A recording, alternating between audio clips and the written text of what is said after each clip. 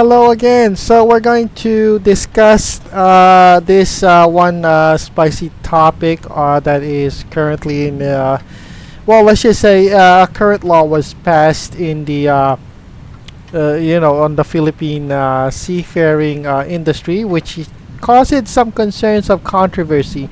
So as from what you read the title, this is the Magna Carta for seafarers, which of course based on the law, based on the information that was given to us, it means that it means to have some what do you call this, some fair rights to fellow Filipino seafarers.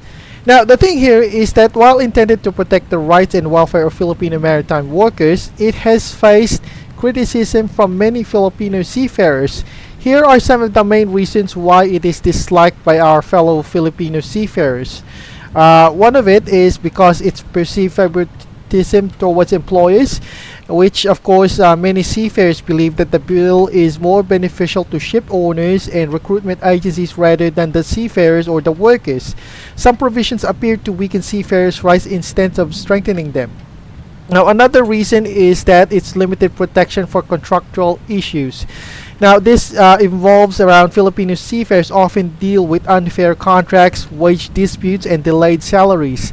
However, the Magna Carta does not fully address this concern. The Magna Carta for Filipino seafarers does not address this or provide stronger legal protection against abusive employment practices. Another reason why the Magna Carta for Filipino seafarers is being disliked is one of its factors is the medical and disability benefits concern as well. There are fears that the bill limits or reduces the compensation for work-related injuries, illnesses, and disabilities. Some Filipino seafarers feel that the government is prioritizing cost-cutting for shipping companies rather than securing better medical and financial support for injured workers. Another one is that concerns about mandatory contributions. Now, it is on Philippine law that it includes provisions that may require seafarers to contribute more to government-mandated funds like SSS, which is a social security, Pag-ibig, which is basically the housing loan equivalent of the in the Philippines, and PhilHealth, which is basically more of like the more like a health insurance, which some people see this as an additional financial burden rather than an added benefit. Another one is the lack of strong representation from seafarers. Now, many seafarers feel that their voices were not properly heard during the drafting of the law. Instead, the legislation seems to have been heavily influenced by policymakers, ship owners, and manning agencies. Now, another thing that's basically controversial about this Magna Carta law is that it doesn't show any clear enforcement mechanisms. Now, even if Magna Carta provides protections, many believe it lacks strict enforcement and penalties for employers who violate seafarers' rights. Now, without proper implementation, the law could just become another symbolic measure with little to no real impact on the working conditions of Filipino seafarers. Now, another and last and not the least is the fear of losing competitive edge. Some fearers worry that imposing too many new regulations could make Filipino seafarers less attractive to foreign employers, potentially leading to a fewer job opportunities in the long run. Now, here's my take, or at least my opinion about this.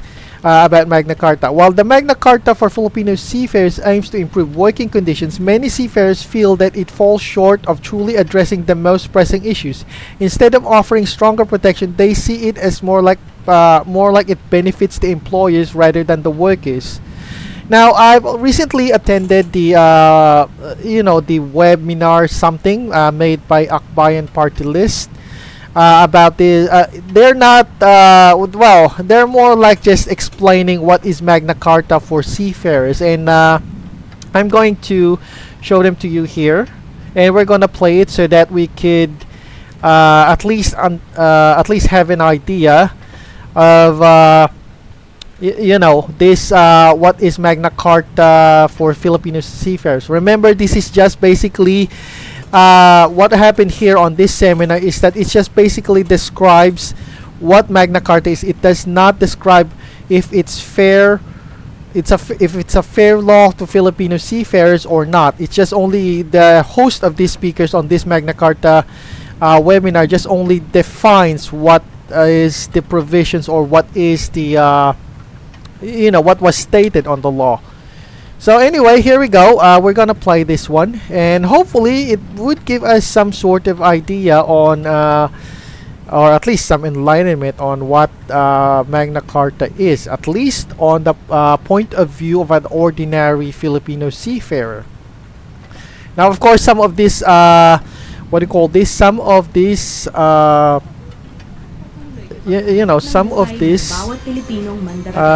some of this may be what do you call this, might disagree with your personal opinion. So, but before that, let's just hear it out first before we can make any comments on what should we think about the about this Magna Carta law for Filipino seafarers. So for the moment, there's kind of bit of a what do you call this? There's kind of a bit of a plug-in. Mostly this is mostly propaganda. Okay, yeah, I know. I'm kind of ridiculing over here, but this is mostly propaganda. They're kind of plugging in. Sa global standard ang natatanggap nilang sahod. Right. I'm just gonna put up the audio so that ng mga marinerong membro. Kasama rin ang mahal nila sa buhay. Nagsimula sa isang maliit na clinic sa Port Area, Manila, at ngayon may Seamen's Hospital na sa ibang panig ng bansa. Right. Okay, so yeah, we're kind of playing it right now here. Ligtas sa tuluyan ang mga marino na nag-aantay makasampa ang makauwi ng probinsya. Binuksan ang unang sailor zone sa Maynila taong 1994. Yeah. Sunod-sunod nang binuksan ang iba pang branches ng Sailor's Home. Kompleto ang mga ito sa amenities gaya ng cafeteria, laundry area, TV lunch, library, sauna and bath, stores and leisure activities. Okay, let's start from the start. Ni Gregorio Santa Cruz Oca ang misyon na ito upang matiyak na patas at ayon sa global standard ang natatanggap nilang sahod. Yeah, I know what you think. This is mostly a propaganda video, that I'm not here to judge. That is for Amazon, of course. Since they're the ones who's making these kinds of welfare, or they're a well-known organization that handles seafarers' welfare. Ibang panig ng bansa. Para masiguro na may komportable at ligtas sa tuluyan ang mga marino na nag-aantay makasampa ang makauwi ng probinsya, binuksan ang unang sailor zone sa Maynila taong 1994. Right. Sunod-sunod nang binuksan. Okay, by the way, this is episode 2 out of 4 planned web episodes online. TV lunch, library, sauna and bath, stores and leisure activities tulad ng gym, billiards, table tennis, darts, at iba pa. Hindi siyempre makakalimutan ng Amosop ang pag-alalay sa mga pamilyang naiiwan ng mga pumapalaot. Ang Seamen's Village sa Dasmariñas, Cavite ay itinatag para magkaroon ng affordable na lupa at pabahay ng mga miyembro ng Amosop. Yeah, okay.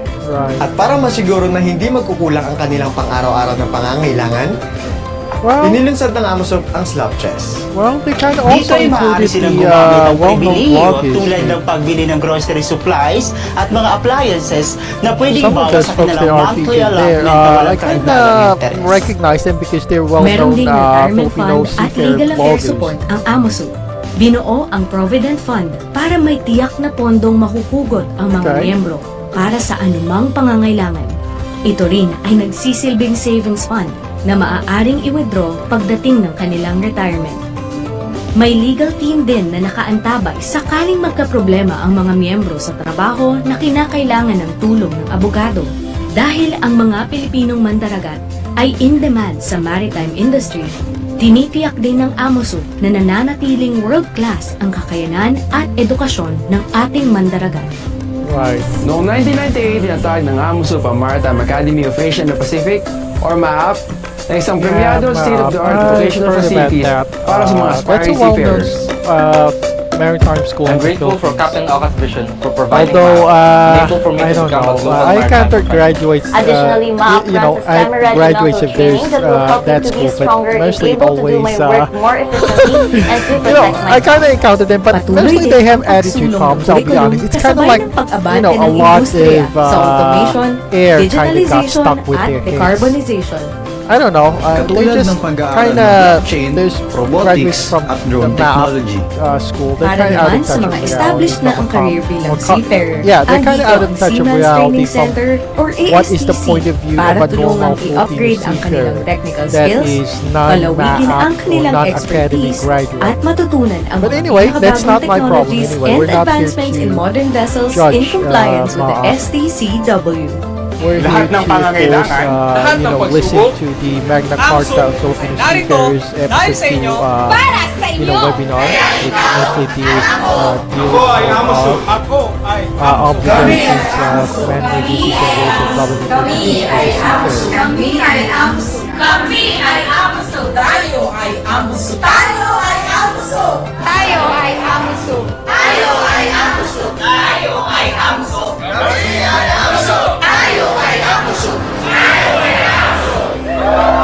Okay, right.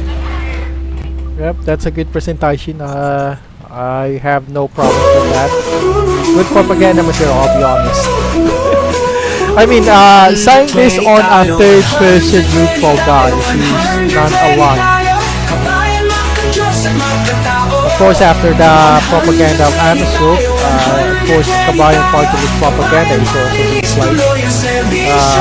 Not bad, I'll be honest. That's part of, I don't have any problems with that. It's just part of, you know, part of more like PR system on how this they wanted to be known.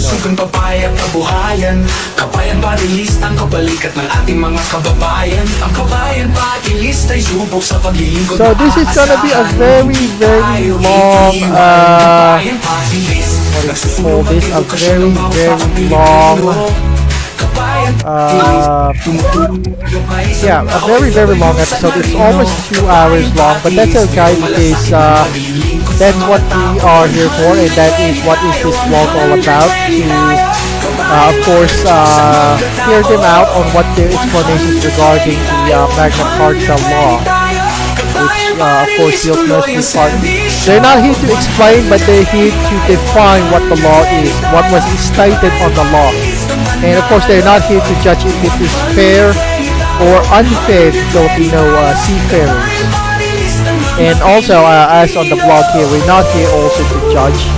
We're just here to hear things out and what they, you know, what they had to say, regardless of our opinion or personal opinion about it. All right. Well, I kind of attended it personally a few hours ago, but I was kind of late. And the video that I made was totally, to be honest, I want to burn it to the ground because I was having technical difficulties during the time of recording. So, yeah, the only thing I have to do right now is just make a playback on what has happened. I think I'll catch it on rerun so I could make a proper recording. So that's what we're doing it right now. We're kind of making just think of it as more like a commentary on a rerun episode made by Kabayan Party List about this Magna Carta law for Filipino seafarers. Okay, so I guess it's still they're still on a break.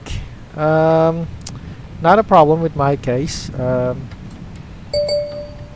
And what was that?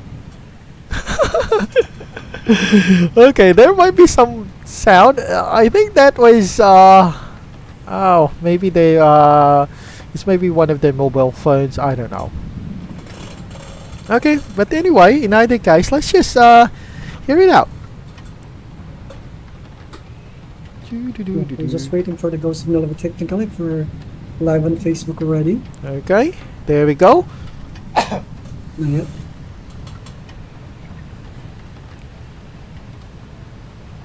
Alright, we're live. Okay, here we go. Magandang hapon kabayan and welcome to Magna Carta of Filipino Seafarers, a webinar series.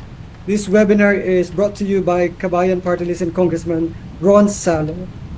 This series is actually a 4-part series which we started last January 24, which we discussed about rights and obligations of seafarers. I believe that episode sparked a larger conversation. And today, our second episode, we will be talking about obligations of manning agencies and the roles of government agencies for the seafarers. I'm going to be making some changes here. Just give me a second. We will have our third episode. All right, that's much better. That's much better. We will talk about challenges of the maritime industry and measures to address ambulance chasing, a very important aspect of the Magna Carta. And on February 24, let's have a date on Valentine's Day. We will talk about training and education of maritime professionals. Okay, we kind of missed episode 1, but probably I have to catch that up on reruns. This webinar is in partnership with AMUSUP, United Filipino Seafarers, CFAM International, Alma Maritime Group, Joint Manning Group, and FAME, or the Filipino Association of Mariners Employment. We would like also to thank our media partners, Marino PH, the Maritime Journalist Association of the Philippines, and Marino World. And of course, our social media partner, Magsaysay Center for Hospitality and Culinary Arts. Okay. Right. Of course, it's For basic those who are introduction. watching us on live, thank you very much. Ay, pasalamatan muna natin pala, no? Yung lahat po na nag-join sa atin sa Zoom and sa live last January 24 on our first episode. For those who are watching us on the Facebook Live, please kindly share this live so that a lot of people will be able to watch it as well. Those who want to join us via Zoom, ang nakikita nyo po ngayon sa inyong mga screen ay ang ating Zoom ID. That's 814-5223-2120 with the passcode Kabayan, capital K. This broadcast is simulcast via Kabayan Facebook page. Okay. For those who want to receive a certificate after this webinar, ang ating pong admin ay inilagay na yung, I believe nilagay na sa comment section, yung registration link. And at the end of the session, we will share another link para makuha nyo po yung certificate. Okay. Right? Filipino seafarers are the backbone of global trade, tirelessly working across the world's oceans to keep economies moving. Recognizing their sacrifices and invaluable contributions, the Magna Carta of Filipino Seafarers are enacted to establish stronger protections, ensure fair treatment, and provide greater access to essential welfare benefits and professional development opportunities. Today, we will explore how key stakeholders, including manning agencies, labor organizations, and government institutions work together to uphold these rights and enhance the support systems that empower the maritime workforce. Through this discussion, we aim to reinforce our commitment to their well-being and professional growth, ensuring that our seafarers receive the recognition, respect, and protection they rightfully deserve. And to formally start our webinar, we will now take a moment to have say a little prayer and to be followed by the singing of the Philippine National Anthem. Okay. Just go. All right. Yeah, I know that sounds kind of weird, but we have to skip that because it's basically not important anyway. We just want to go direct to the once again, good afternoon, Kabayan, and welcome to, for those who are just tuning us in on Facebook Live and joining us in via Zoom, welcome to Kabayan Party List Magna Carta of Filipino Seafarers 101 webinar series. This is a 4-part series which we started in January 24, and this is our episode 2, which we will be discussing and dealing with obligations of manning agencies and roles of government agencies for the seafarers. At this episode, we are honored to be joined by Dr. Conrado Oca of AMUSUP. We are also being joined by the chairperson of Alma Maritime Group, Attorney Iris Baquilat, with our resource speaker, Attorney Jesus Jojo Sales, which you will be hearing a little about him and his presentations a little bit later. So let's start. Let's begin this important conversation and strengthen our collective efforts in championing the rights of our modern-day heroes at the sea, by having our first speaker this afternoon. All right. Allow me to introduce him first. Our first speaker, who will welcome us all for today's webinar session, is Dr. Conrado F. Oca. Okay. Dr. Oca is the president of the Associated Marine Officers and Seamen's Union of the Philippines, or AMAZUP, with more than 100,000 members. Wow. In his function as a labor union official, he presides as the chairman of the boards of AMAZUP, PTGWO, IDF, and the union-owned Seamen's hospitals in Manila, Bacolod, Cebu, Iloilo, and Davao, which extend healthcare delivery to thousands of members, dependents, and union employees. He is also the chairman of the Maritime Academy of Asia and the Pacific Board of Governors, as well as the chairman of the Board of Trustees of various provident funds the union administers. Okay. Dr. Oca sits as member of the executive board of the International Transport Workers Federation, or IDF, the union's umbrella federation, its highest policy-making body. He is also the first vice chairperson of the Seafarers section of the IDF. Dr. Oca is a doctor of medicine. He obtained his Bachelor of Science in Physical Therapy from UP Manila and completed his full medical degree at the University of the East Ramon Magsaysay Memorial Medical Center.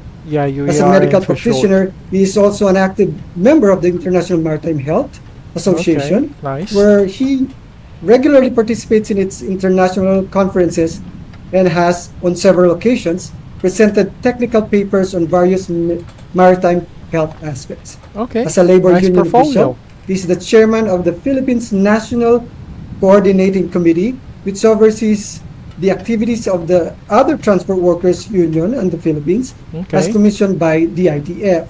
He is also a member of the National Tripartite Industrial Peace Council and the National Maritime Polytechnic, both under the Department of Labor and Employment. Ladies and gentlemen, let's all welcome Dr. Conrado F. Oca. Good afternoon, sir. Thank you. Maraming salamat po, RJ. Okay, so this is the head from the introduction to sasabihin. He's actually the head of Anyway, thank you very much, RJ, for that very wonderful introduction. I've never been introduced so as wonderfully as you have introduced me. Thank you very much for that. Dr. Oca, it's an honor to introduce you actually. Salamat po. Pwede tayo magtayo ng Mutual Admiration Society. Anyway, gusto naman batiin si Congressman Ronsano at ang lahat po namumuo ng Kabayan Party List. Maraming salamat po sa pag-imbita niyo po sa akin dito at kami po ay natutuwa at nagagala at pwede po namin i-explain sa inyo ang mga tungkol sa Magna Carta for Filipino Seafarers. Nandiyan po yung aming representante, si Commissioner Jojo Sale, mamaya para mag-explain po sa inyo lahat. So maraming salamat po at to all the public and private stakeholders of the Philippine maritime industry and most importantly to our Filipino seafarers who are watching right now, joining us through Facebook, through Zoom, and through other means. Pleasant good afternoon to all of you. Magandang hapon po sa inyong lahat at sa mga pamilya po na nandito po na nanonood. Bilang kinatawan po ng Associated Marine Officers and Seamen's Union of the Philippines, or AMAZUP, ako po ay nagpapasalamat sa Kabayan Party List sa pag-organisa ng webinar na ito para mas maintindihan po ninyo ang nilalaman ng Magna Carta of Filipino Seafarers o ang Bill of Rights ng mga Pilipinong mandaragat. Isinabatas po ito ni President Marcos noong Setyembre at ang implementing rules and regulations naman po ay nilagdaan na rin ngayong buwan. It has been an arduous but fulfilling journey that brought together diverse voices from the labor sector, maritime employers, government agencies, and of course our loving seafarers who have been following this measure very closely from day one. Now we are off to the next phase, which is to ensure that the law will translate into the improvement of the lives and livelihood of all Filipino seafarers who work tirelessly on board vessels across the world. Last week, the rights and obligations of seafarers were presented in the webinar series. Today, AMAZUP Vice President and SSS Commissioner Attorney Jojo Sale will lead the discussion on the obligations of manning agencies and roles of government agencies as stipulated in the law. Okay. Ultimately, you are now seeing how the Magna Carta of Filipino Seafarers enjoins all the concerned authorities, both in the public and private sector, to work together. Okay. To make sure that you will enjoy better working conditions, social protections, and equitable access to opportunities for gainful employment. We in AMUSUP are truly honored to be a part of this landmark legislation alongside our capable and dedicated legislators, government officials, social partners, and allies in the Philippine maritime community. As we move onward to a hopeful and sustainable future for our industry, we would like to reiterate our unwavering commitment to serving our seafarers and their dependents, and to actively collaborate with our government and maritime stakeholders in pushing for the successful implementation of the Magna Carta of Filipino Seafarers. Okay. Ngayong taon po ay celebrate po ng AMSUP ang aming ika-65, tama yun? 65th, sabi ko sa 65th wedding anniversary, hindi pala. 65th anniversary lang. And I believe it is fitting to look back at the legacy of our founder, Captain Gregorio S. Oca, who was the one who really inscribed in AMUSUP's DNA the passion to serve and to make sure that no seafarer will be left behind as we sail forward. Okay. Muli, maraming salamat po sa inyong lahat. Maraming salamat po sa pagkakataon na ito at mabuhay po ang bawat Pilipinong mandaragat. Maraming salamat po. Okay, that's a nice message from the head Thank of the you very much, AMUSUP Dr. Oka. On behalf of Kabayan Party List, maraming salamat po sa lahat ng ginagawa niyo, including recording in progress. The whole AMUSUP, sa lahat ng ginagawa niyo para sa ating maritime industry. Okay, I guess the host of the of this webinar has already for those who are just click on tuning the in record once button. again on Facebook Live, and to those who are joining us on Zoom, we are now on episode 2. This is Magna Carta of Filipino Seafarers, episode 2. Yeah, we will be talking about obligations of manning agencies and roles of government agencies for the seafarers. We will now continue our conversation, and at this point I will introduce our resource speaker. Actually po, nung nalaman po ang ating resource speaker, kung sino ang magiging resource speaker natin for this afternoon, natuwa po ako kasi I've heard a lot of good things about him. Masipag at magaling talaga mag-explain. So I'm ready to learn, I'm ready to listen, and allow me to introduce him to all of you. Our resource speaker for this afternoon is Attorney Jesus Jojo Sale Jr. Attorney Sale Jr. was appointed by President Ferdinand Marcos Jr. as a member of the Social Security Commission representing the workers group. He is concurrently the Vice President of Internal Affairs of the Associated Marine Officers and Seamen's Union of the Philippines, or AMUSUP, a major labor organization of more than 100,000 marine officers and seafarers. He is also the Corporate Secretary of Maritime Academy of Asia and the Pacific, or MAAP, since March of 2019. Attorney Sale graduated cum laude with a degree of Bachelor of Arts in Economics. So basically, from my understanding, the ones who are explaining the Magna Carta of Filipino Seafarers is basically just some AMUSUP staff. He obtained his Master's of But anyway, Arts they're of in course Development legally Economics to at the explain Center it of because they're an Development attorney. Economics, So Williams College in Massachusetts, in the United States. Yeah, I don't know. I just kind of noticed that it's kind of one-sided. All sources point out to AMUSUP, but it does not point out on any third-party, Attorney Jojo Sale Jr. Good afternoon, third-party, non-affiliated hapon sa inyong lahat. Maraming salamat, but anyway, RJ, like I said, they're here just to explain. They're not here to make a discussion or debate about this. No? They're just here to explain and define the Magna Carta law for Filipino seafarers. And this section means obligations of management and roles of government agencies for the seafarers, for Filipino seafarers, of course. So shout out po sa lahat ng mga miyembro ng AMUSUP. So you can see here itself, it's just Vice President ito ay magdidiwang po tayo ng ating 65 anibersaryo. So, hindi na po ako magpapatumpik-tumpik at Sisimula ko na po ang Anyway, I'm not criticizing them. It's lecture, just no? that So, I wish that they were more, let they me could share have my asked screen. a third-party person Nakaka-intimidate on dahil this tinitignan ko yung issue. numero ng mga Aside from participants Amazon, at least, least, dumalaki. 190 na po tayo lahat ngayon. More like a person who's on the other side who, so, sana po, to make it fair, ask an attorney or any legal person outside of this sa mga sasabihin ko at later Magna on, Carta film, preferably person who opposes this one, just to have a balanced, discussion. But anyway, like I said, they're not here to debate. So, let me share my They're here screen. to discuss and define the law. Okay?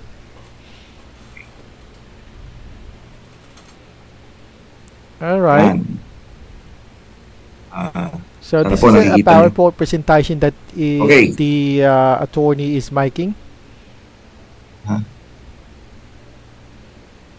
right. Okay. Again, good afternoon, everybody.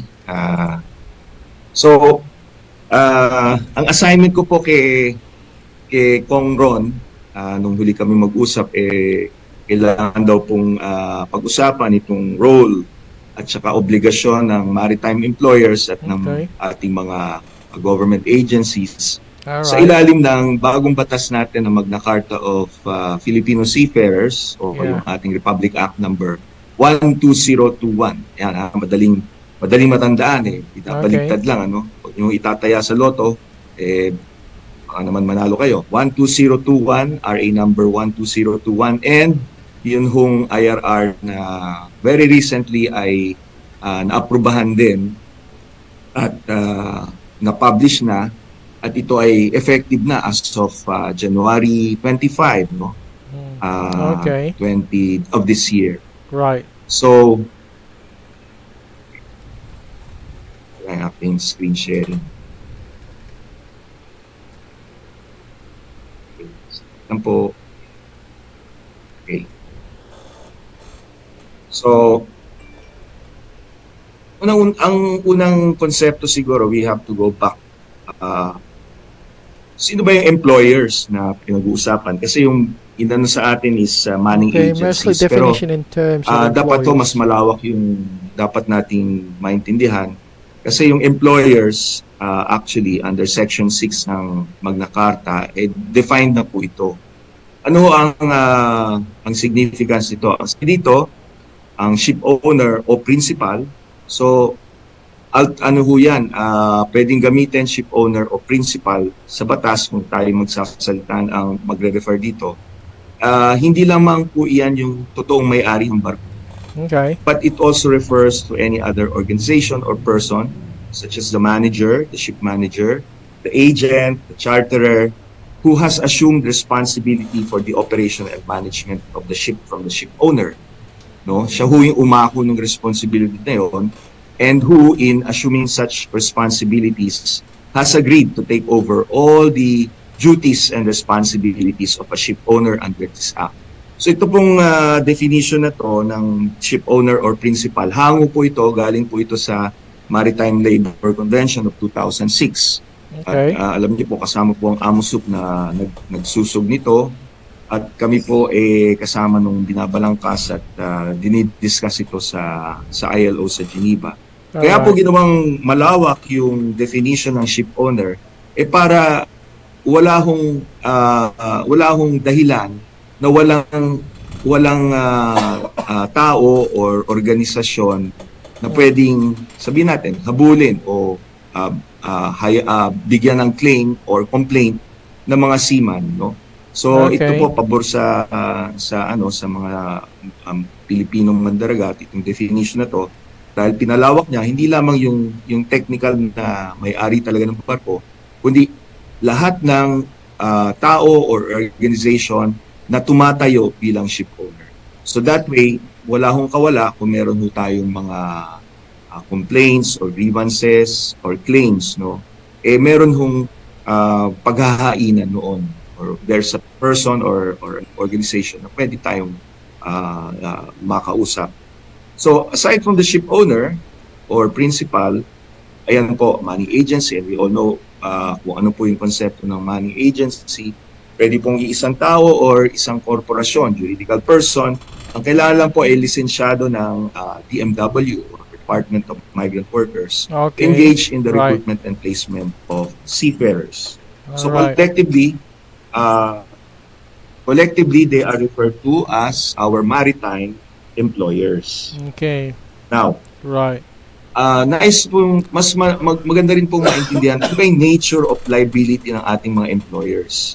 So sa Section 32 at 69 ng Magna Carta, ang sabi po dito, ang concerned money agencies shall be jointly and severally liable with the principal or ship owner for any and all claims arising from the implementation of the employment contract involving seafarers. Okay. So, hindi lamang po kasi matatapos yung liability dun sa ship owner.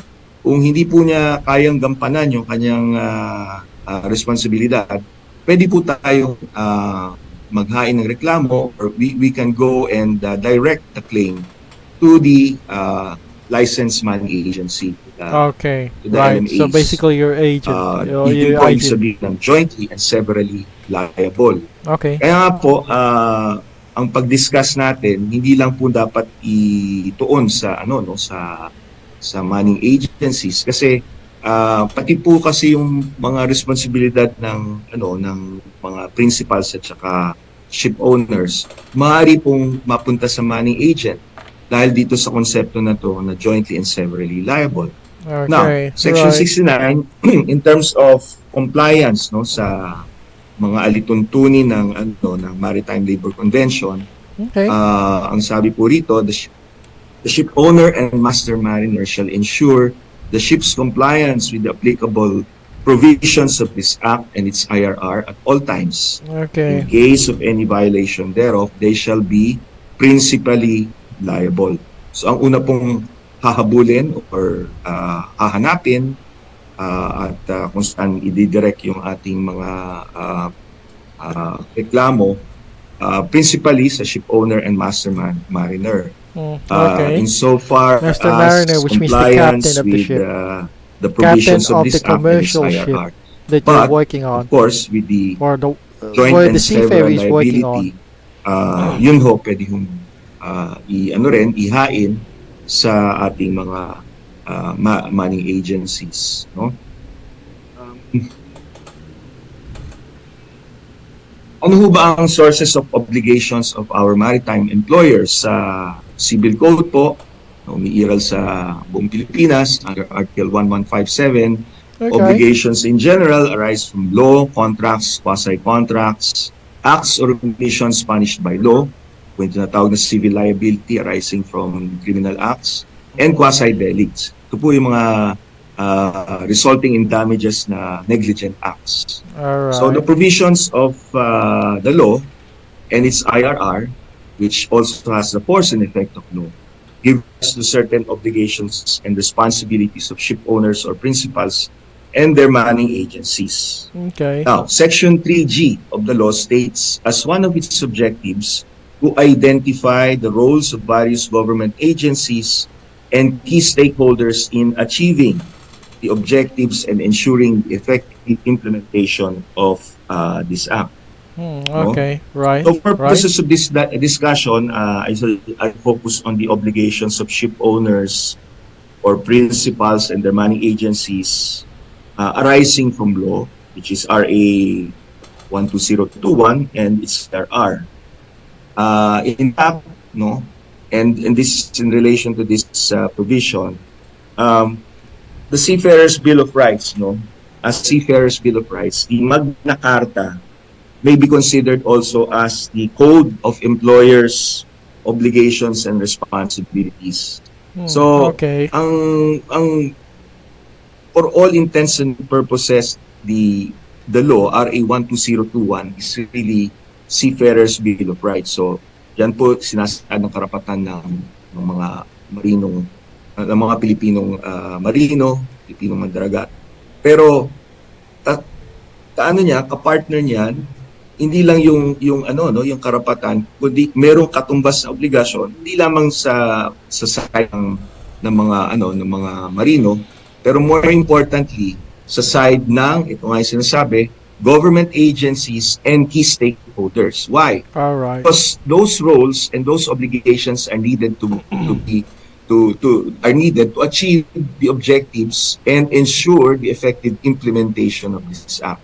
So yan po ang magiging approach natin sa pag-analyze ng batas, dahil hindi mahirap kung yung buong RA 12021 pag tinanong natin kung ano yung sources of obligations and roles of manning agencies, employers, and government agencies, parang kailangan ipag-aralan natin yung buong batas, because everything there is about the obligations of employers and the role of our government agencies. Okay. So ang approach natin is ano ba yung karapatan na kailangan protektahan, ano ngayon yung katumbas na obligasyon ng manning agencies, ship owners, employers, at ano ang role ng gobyerno para doon. Yeah. Para ma-implement good question. at ma-enforce yung mga karapatan na yun. So, sa batas po, merong expressly listed na duties and responsibilities ng mga employers, specifically ang manning agencies, and ito po yung nakalagay sa batas. Right. Merong up-to-date registry of all seafarers that must be available for inspection by the government. The seafarers must be informed of their rights and duties, to allow domestic and overseas seafarers to examine employment contracts, yung SEC, bago nila pirmahan ito at bibigyan po ng kopya. So ito yung mga obligasyon na some of the obligations that are expressly, maano ito dahil ito ay nandun mismo sa batas, naka-enumerate. You don't have to put it even on ito pa yung susunod. Put it under kailangan which is basically it's just agency a normal procedure for employees to do that. So I don't know why they have to write this one. Mga seaman na i-hire nila, no? And kailangan din and most of them are kind of self-explanatory from this one, like this one on top, to verify before at saka yung CBA. Ensure as far as practicable na mayroong proteksyon ang mga seafarers na maaaring ma-stranded sa foreign port. Ito, importante, letter F, to examine and respond to any complaint. So, obligasyon ho yan ng ating employers. Letter G, establish a system of protection by way of insurance or an equivalent mechanism. So, yung mga detalye ho niyan, nakapaloob pa rin itong mga obligasyon na to, nakapaloob sa iba't ibang bahagi ng ating RA 12021. Kaya nga sinabi ko kanina, kung hihimayin natin isa-isa yan, parang diniscuss na natin yung buong batas. So, let's proceed, no? In terms of the rights that has to be enforced and implemented, well, una-una po, seafarer has a right to just terms and conditions of employment. So, anong papel o anong obligasyon ng kailangang gampanan ng ating mga employers para ito ay makamit? So, yan. Well, my agency, number one, must inform the seafarer of their rights. So it is just mostly full terms and conditions of employment under the standard employment contract at saka sa CBA. At saka bigyan ng pagkakataon na makita kung anong nilalaman ng kontrata bago ito pirmahan. This one. And number two, it's mostly copy-paste from the previous previous available, assigned original, the contract on board the vessel. It's actually being given. Yung mga naka-parenthesis, so it's already more like a general rule. So I'm surprised that they're kind of just making that law redundant kailangan on those din policies. Ng offshore leave, bayaran ng annual leave of at least 3.5 calendar days per month. Pero sa ano ko ngayon kasi, yung 3.5, under the SEC, mas malaki ho yung, yung paid annual leave. At sa mga CBA din ho, mas mataas na dito. Kailangan bayaran ng sahod regularly and in full at least once a month. Kailangan din magbigay paraan, facilities, para yung mga designated allottees ng mga seaman natin ay mabigyan sila ng alote. Ito yun, 7 and 8. Alote, it means padala in and then, Tagalog. Kung magkakaroon ng loss or damage, seafarers' personal effects, right, allotments. Under certain circumstances, reimburse the cost. Number 10, provide paid sick leave or sick benefits. Number 11, in case of abandonment, pay full wages and other benefits. So, ang dami yun, no? 12, ito tungkol dun sa, sa accommodations, on board. Actually, the ones that he's mentioning is safe, it's already decent, stated on the POEA or DW contract. Para sa ating mga marinera, mga kababaihang mandaragat, this is just basically just a redundant thing. They're just kind of repeating they also need to provide provisions that was written on each, on the typical contract of a Filipino seafarer. Na merong sapat na pagkain at mainom na tubig of appropriate quality, nutritional value, adequate quantity on board. Pang-15, provide adequate medical facility, equipment, paraphernalia, medical supplies, etc. Yeah, good luck with that. Yan, para lang dito sa right na to, no? Fair, just terms and conditions. The thing here is that it kind of says on the contract that it's supposed to be like that, but in actual practice, I don't know if some of those provisions he mentioned is getting implemented on the actual. Kasama yung equipment, so medical guide na kailangang on board. Again, medical. And if you take a look at it, the points that he's mentioning, it's already included on the usual POEA contract. That was also the provisions of the POEA contract. So they're just basically to put it in a perspective on an ordinary Filipino seafarer's point of view. It's just basically copy-paste on the POEA contract. Kapag meron yung global health emergency or otherwise in isolation siya, kailangan bigyan ng paid wages or sickness benefits while incapacitated to work and to bear the expense for medical care and board and lodging. Okay? Provide an expeditious and effective financial security system. Ito po kasama rin, hango rin ito sa requirements ng Maritime Labor Convention para sa cases of abandonment at saka yung para ma-cover lahat ng mga contractual claims dahil sa pagkakasakit, injury, or death. And then ito, submit a certificate of cover or other proofs of cover. Ito po yung nilalaman para sa minimum insurance cover under Republic Act 8042 as amended by RA 10022. Okay. So, all in all, ang kwenta namin, 22, para lang dun sa seafarers' right to just terms and conditions of employment. No? So, marami. Kasi just terms and conditions yan eh. Napaka-overarching, very, very broad na karapatan.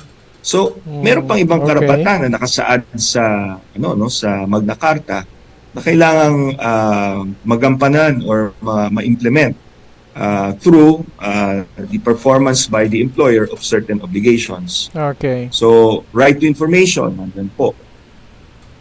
So, siguro, tignan nyo na lang. Ito ang bago. Aside from relevant information na kailangan ibigay, kailangan din pagbigyan yung seafarer organization ng relevant info affecting their members as necessary laws and regulations of the countries kung saan dadaan yung ating mga miyembro. Okay? Kailangan din merong on board copy of the Maritime Labor Convention 2006 as amended, the grievance procedure, yung napirmahang standard employment contracts ng mga crew at good luck with that. Sometimes it CBA. Doesn't get implemented in the actual. Right to information of the seafarer's family and next of kin during critical incidents, no? Kailangan bigyan sila ng information kung mayroong nangyaring critical incidents. Ano yung critical incident? Accidents or deaths on board or offshore, piracy, abandonment of vessel, missing seafarers. hindi lang information na may ganung pangyayari. Kailangan rin bigyan ng kopya ng report, kung anong ginawa, actions taken, ano ang plano, no? At kung merong mangyayaring repatriation, no? Tapos, for overseas seafarers, kailangan i-report yung critical incident na nangyari sa DMW within 5 days. Okay, so And there's also, a time period of 5 provide days. the family and the DMW with bi-monthly reports of any actions taken. So this highlights this very important right, no. Kailangan kasi ma-inform ang pamilya dito sa Pilipinas kung anong nangyari. There's also the right to safe passage and travel. And of course, the employers they have to inform the seafarer of the possible hazards to the voyage and the ports of call kung saan pupunta. Magbibigay rin na abiso kung ano yung dapat na gawin. And syempre, kailangan mag-issue ng necessary documents. So lahat ng ito, pag kailangan gampanan ng ating mga employers para ma-implement at ma-enforce itong right to safe passage and travel ng ating mga seafarers. Right against discrimination, very important. Kailangan policies for protection against onboard discrimination. Ito, to formulate gender and development policies that promote women's rights. So, may ganito pong bagong approach ang ating pamahalaan na kailangan i-promote, no? Against harassment and bullying. Ito, alam po natin na maraming mga cases ng ganito on board. Kind of persistent so, kailangan may gawin ng ating employers. The bullying and harassment kind of thing. Policies, hindi lang policies, no? Kailangan merong more concretely, helplines, grievance mechanisms, procedures. Ito po, matinding usapin ito na hanggang ngayon sa ILO pinag-uusapan. Yeah, because bullying and harassment is very typical on board. It's kind of like, it's so typical or widespread that it's more like a regular thing. I mean, on my last year, there was a lot of bullying and harassment as well, but it's a good thing that I was not directly involved on that, or I wasn't being generally talkative to that. The employers, they have to inform the DMW kung merong kaso abroad of the nature of the case of overseas seafarers abroad. Kahit na anong klaseng kaso, kailangan ma-inform ang DMW whether ang nagkaso ay yung seaman o yung kaso is against the seafarer na maraming ganun nangyayari. Kailangan ma-inform agad ang DMW para mapagana itong right to free legal representation. I see. Okay, appropriate grievance mechanism. Okay, kung wala ho sa CBA na grievance mechanism o kung walang CBA o wala sa CBA yung grievance procedure, kailangang magtatag ang ating employers ng onboard grievance procedure. The same is true with our onshore grievance procedure. Actually, that's already part of the contract. So they're just basically rephrasing on what's inside. So, nasabi na banggit na rito yung ibang ibang mga ways to implement this in the other provisions. So, next of kin, they have to be notified, report to DMW or to DOLE. The employers also they have to provide records of medical services and procedures done during onboard employment, plus yung employment record, etc. In case of medical repat, kailangan ipagpatuloy yung treatment until the seafarer is declared fit to work or the disability is determined by the company doctor. Okay. O yung madalas na pinagmumula ng mga grievances, no? Lalo na sa amin, sa Union. And this can be discussed later on pa. Right to access to communication, kailangan pagbigyan ng means of communication, especially pag merong critical incidents. Okay. Right to record, certificate of employment. Pag finish contract, kailangan magbigay ng employment record or certificate na nakapaloob doon, yung length of service, yung position, at saka yung accounting ng sweldo. Sa iba pang mga dahilan, bakit na-terminate, lahat iyon, plus applicable medical records, no? Baka doon ang reason for the termination. Okay. Ngayon, there is also some obligations on the part of employers with respect to or in relation to the extension of seafarers' employment. You have to furnish the seafarer with a copy of the new or supplemental contract for the extension. Again, this will apply, give the seafarer adequate time to review and obtain expert advice on terms and conditions of the extension. Yeah, this is something ensure with na the extension napag-aralang maigi but ng to be SEMA honest, in real at practice, tinanggap even niya if the yung epekto ng extension. seafarer accepts the contract or not, the And extension of course, contract they have is to submit periodic reports to the DMW on the he welfare has and little well-being of the decision over it seafarer because he subject will still be contract kept on extension. board Okay. until a suitable There are also obligations in relation to until what do repat. you call this? Okay. Importante dito, bear all costs related to repat and the transport of personal effects and remains. Kung patay ho abroad, if the ship arrives on a port of convenience, if the ship is still stuck on they should on ships that also are not provide considered financial convenient, security the in case seafarer of will still abandonment. remain on board. So it doesn't necessarily Expedite mean that repatriation the seafarer accepts prior that contract or determination of not the on cause this of extension. It repatriation means or that he termination of the employment. you know, Ito na naman, epekto ng pandemya. go home after that. Kailang It sila still all ang depends if responsable the ship para is sa medical in the care area expenses, of board and port of lodging convenience of kind of seafarers in self-isolation or quarantine until na-repatriate to the point of hire back to the Philippines. No? All right. Okay. Medyo nirush natin yung ano ng that's okay because mga it's already an obligasyon hour. Employers. Oh Now let's my go to the goodness. role Right. and obligations of key government agencies. Again, masyadong maraming detalye ito, so we'll just probably they're try kind of to making cover a short, the principal short ones. version of this. Okay. One of the objectives of the Magna Carta in Section 3 of the law expressly states in broad terms the role of certain key government agencies. So sa Magna Carta, kailangan daw ang isang objective is ma-align at saka ma-formalize, ma-institutionalize yung lahat ng mga policies and rules of the CHED kung saan education of maritime students and training of cadets. Yung Marina, anong kailangan gawin? I-align at saka ayusin yung kanilang polisiya on the qualifications and safety of domestic and overseas seafarers. That's ang kind DOLE, of broad. labor standards It and doesn't protection say of domestic specifically on seafarers, how they're and gonna fix ang it, I'll be DMW, honest. labor standards and protection of seafarers.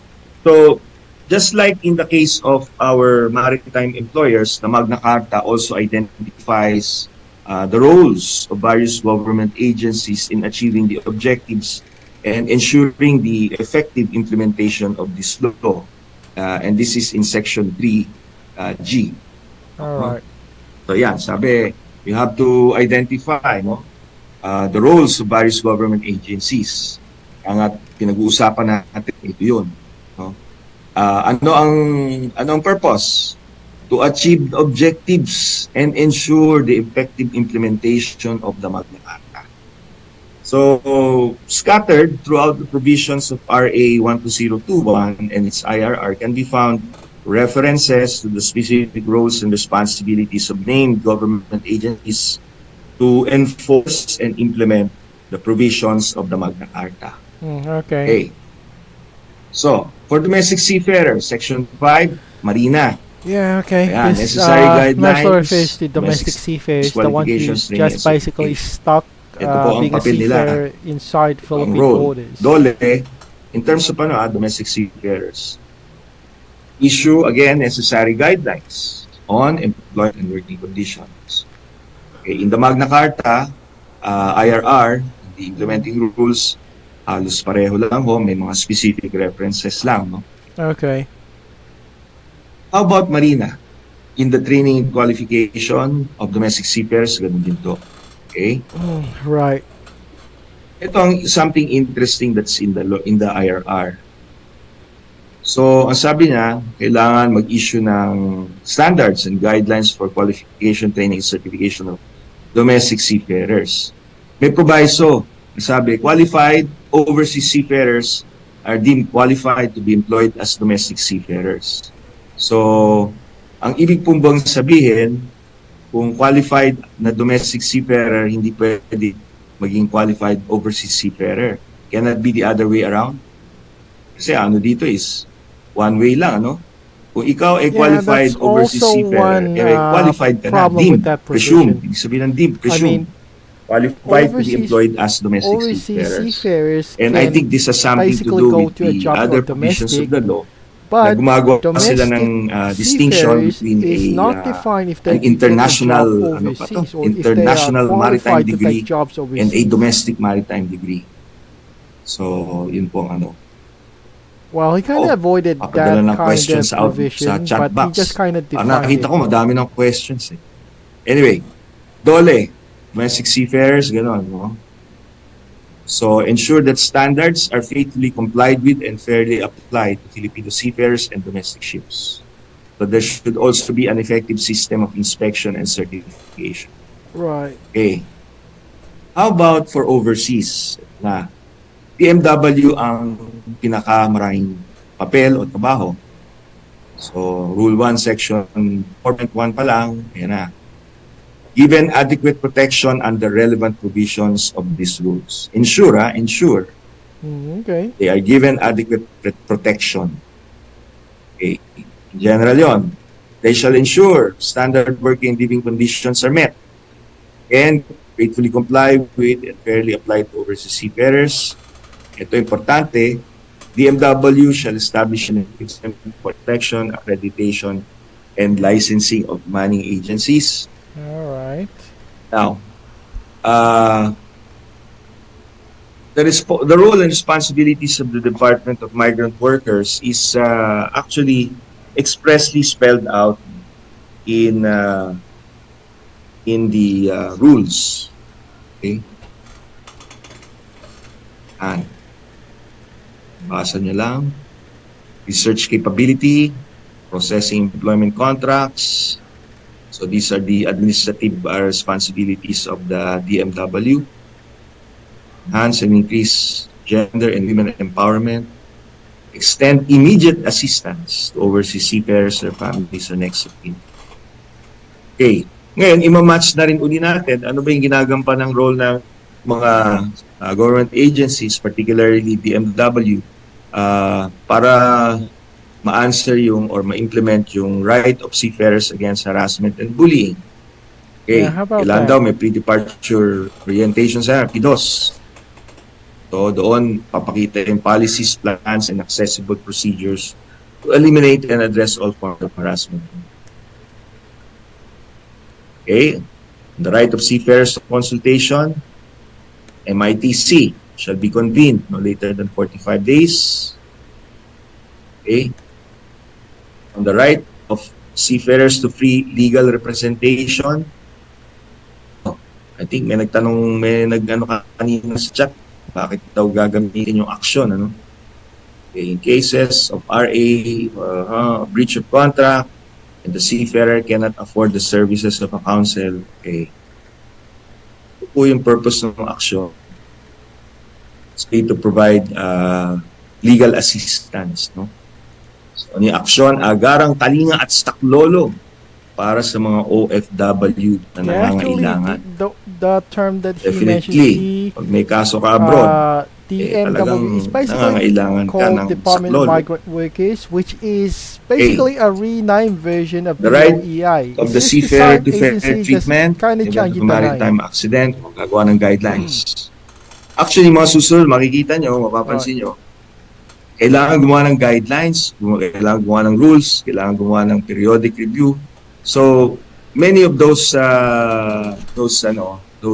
roles or responsibilities are put in place there to answer, to implement the rights of the seafarer. Pero ang issue nga dyan is Kailan kaya yun magagawa? Kailan kaya yun matatapos? Yeah, that's also terms and conditions of employment, issue about sa issuance ng SEC, about the Magna Carta. Kailangan There's din no ng specific national security system, implementation and guidelines, enforcement of it is not ironed sa DMW, DOLE, grievance machinery. Ayan, yung natin kanina, kailangan mag-issue na naman sila appropriate guidelines. Ito sa conciliation mediation. So, establish a pool of trained maritime industry conciliator, mediators, labor arbiters, and accredited maritime industry voluntary arbitrators. Okay? Kailangan specialized maritime unit. Dispute settlement rules and procedures. Ito importante. We are waiting eagerly for this. Okay? And of course, nakalagay din sa batas na nire-emphasize yung regulatory at saka quasi-judicial powers of the DMW on administrative cases. Violation of recruitment rules, disciplinary action. Ito, isa sa pinaka-importante na paloob sa batas, yung pag-determine ng disability grading or fitness to work. This is basically and the here, one that's pointed out here under that the is IRR, market with the the DMW and the DOH that's one of the should develop joint controversial guidelines for the parts of the implementation Magna section, Carta including thing. the selection, This one. training, maintenance, and review of the pool of accredited third doctors. Kaya po may STAR, no? Ito yung isa sa pinaka-importante na kailangang mangyari at gawin ng DMW. At ito pa, execution of judgment and monetary awards. Okay. Yeah, this is also one controversial part of the Magna Carta part. Assistance. I mean, the Magna Carta law. Para sa establishes a seafarer. Recently, naglabas ang Department of Labor and Employment ng Department Order 247 tungkol dito, no? Okay, I'm just gonna pause this one. This is one of the most controversial parts of the seafarers because it kind of requires the seafarers to post a bond first before he or she can sue his employer for labor violations. Now, if you put it on context, a seafarer cannot sue his employer if he doesn't have a bond regarding labor disputes. Now, for example, if you're a worker, you're trying to sue your employer for at least 10 million pesos worth of, say, any labor dispute. In other words, if you cannot put that 10 million pesos bond first, the seafarer can't sue his employer. This is one of the provisions. This is one part of the Magna Carta law that is kind of a bit controversial because it kind of requires the seafarer to have a deposit first before the monetary deposit first before he or she can make a case regarding those labor disputes. Now, on the land-based migrant workers, you don't see land-based migrant workers to have a bond first before they can sue the employer. So this is kind of one of the controversial parts of the Magna Carta. Anyway, let's continue. It's just only a side comment that I kind of noticed as well, as a seafarer, of course. Ang execution of judgment and monetary awards. So that's on their part. Ang DMW mag-i-issue rin dapat ng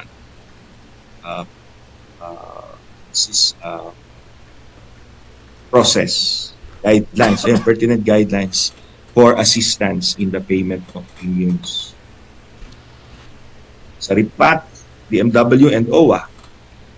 Okay, this is about repatriation, but it does not include repatriation by bullying and costs harassment. In case of failure to repatriate,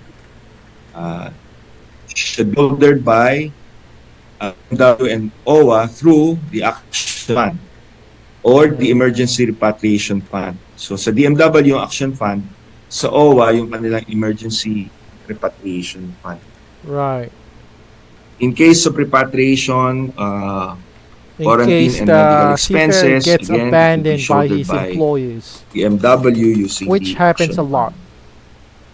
Reintegration, you all know that, sila may programa. And ito, meron daw Maritime Industry Incentives and Awards. BMW shall establish and administer these awards. Lahat din may guidelines at saka criteria. Right. Transition Assistance or Support Program. Ano ito?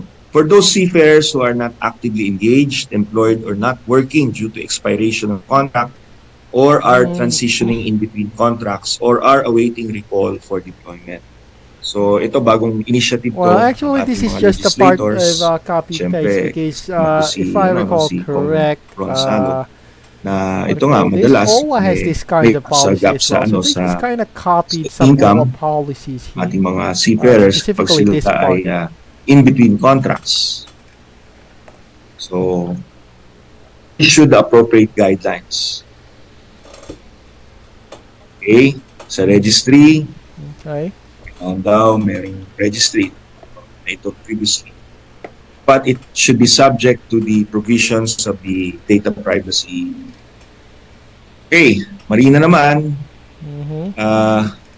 broadly, it's everything about the certification, examination, licensing, certification for overseas seafarers pursuant to SCCW Convention of 1978 as amended. Right. And of course, kaakibat noon, since you're talking about SCCW, you're talking about licensing and certification, yung education and training of seafarers, including cadets. There's an entire rule on the role of Marina in the education and training of seafarers cadets. Ito yung Rule 17 no, of the IRR. So, mahaba ito. So, hanggang letter J.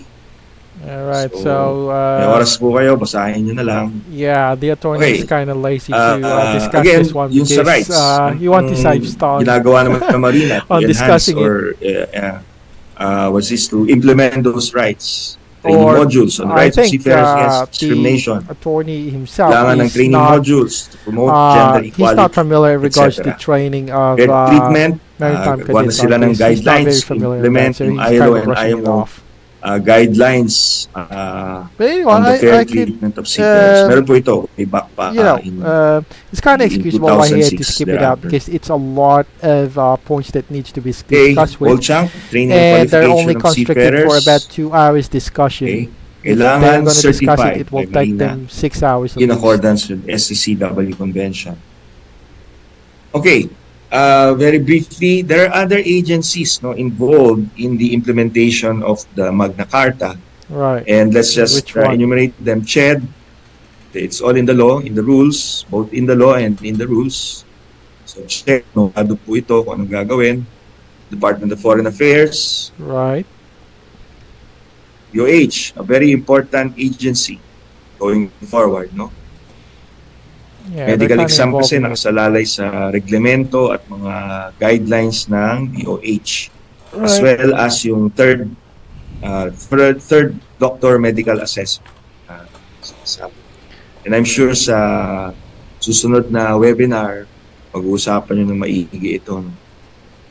Okay, DICT, pati ang Department of Information and Communication, o DICT, Department of Information Communication Technology. Okay. Okay. Pag-ibig, HDMF. No, baliktad. Yeah. Housing HDMF. Housing Development Mutual Fund, if I recall correct. HMDF I think that's how it sounds.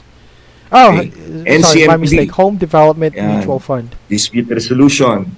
NCMB, pag may CBA, Voluntary Arbitration, Panel of Voluntary Arbitrators, or a single voluntary arbitrator. NLRC, pag wala CBA, so yeah, if there's no dadaan CBI, sa arbiter, you probably have to land on ang appeal sa NLRC sa komisyon.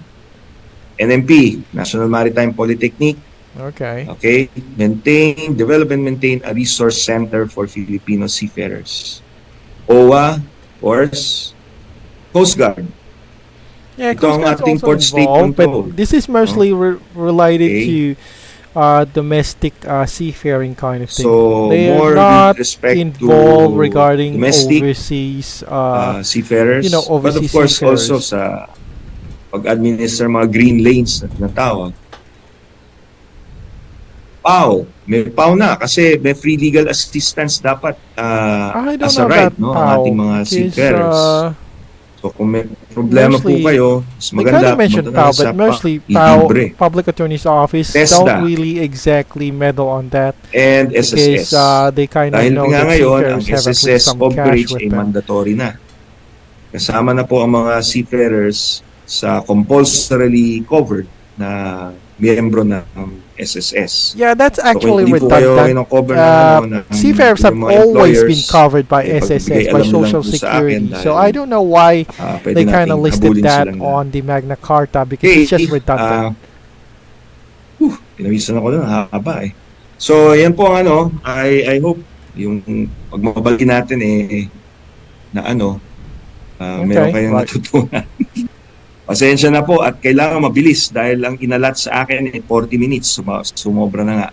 So he's Attorney under time pressure. Sir RJ, paano po natin gagawin yung ating Q&A, ang ating open forum? Yes, Attorney Saleh.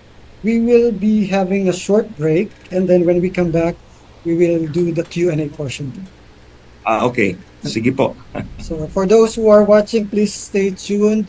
We'll pause for a break and when we come back, we will read your questions. So keep them pouring and we'll start the Q&A portion right after this break. Okay, nice. So we're gonna have some short break here, and mostly things here that will be played is mostly propaganda material. But I don't mind because it's just propaganda material anyway. Kind of interesting, but don't get this stuff getting in your head because, like I said, this is just all propaganda material. Hopefully, I won't get sued by YouTube copyright sound here because this is what do you call this? The song is in Tagalog, local language, and I don't think this song is kind of registered on YouTube. Right.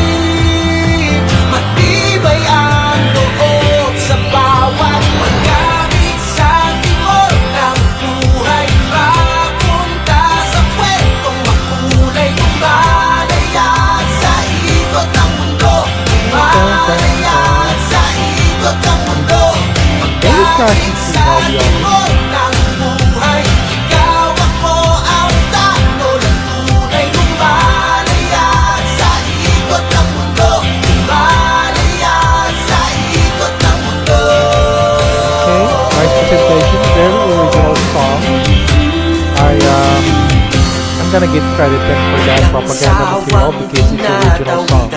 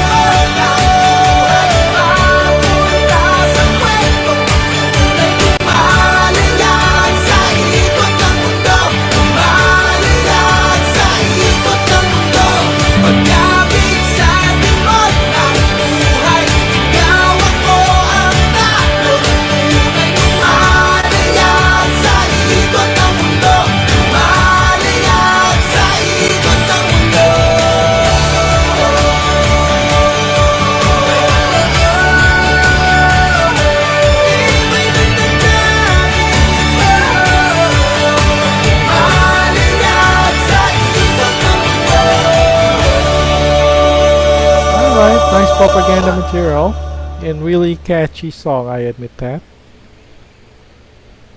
Alright, welcome back to Kabayan Party List webinar entitled Magna Carta of Filipino Seafarers 101. Okay, nice. So we're back Earlier, again here. before the break, we have heard our resource speaker, Attorney Jojo Sale, discussed about the obligations of manning agencies and roles of government agencies for the seafarers.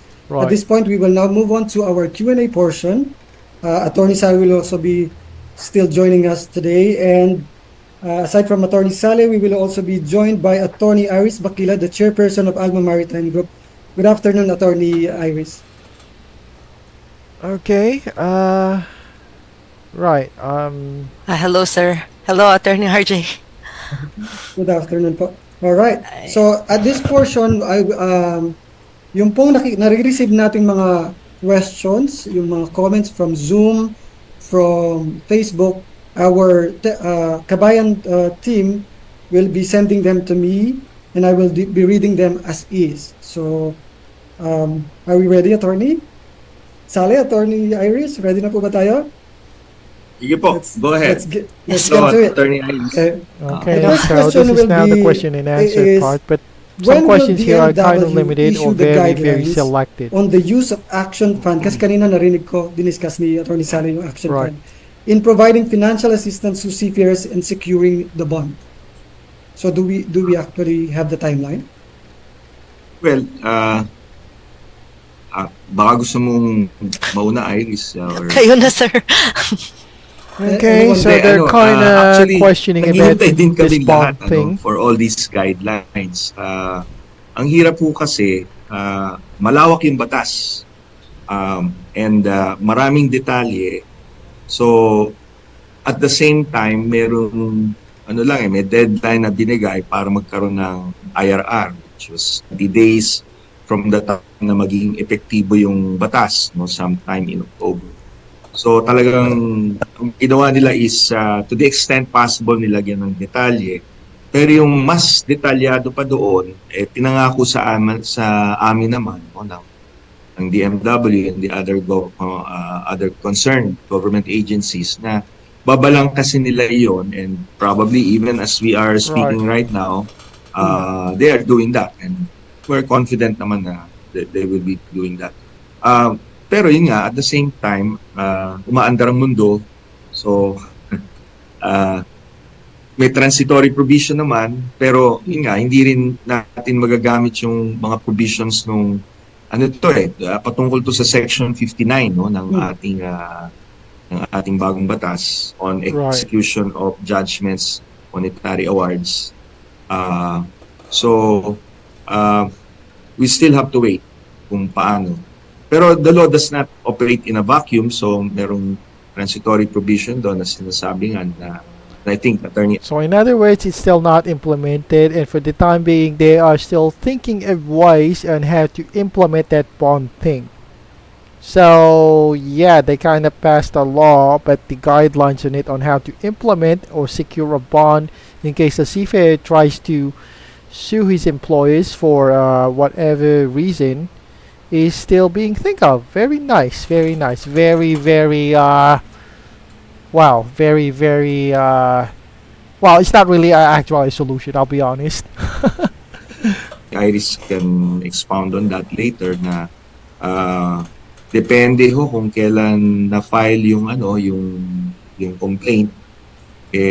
Depende doon yung kung anong batas ang mag-apply. So maaaring kung na-file bago pa naging epektibo ang bagong batas, then it will be under the old law or the old system. Yeah, the old system.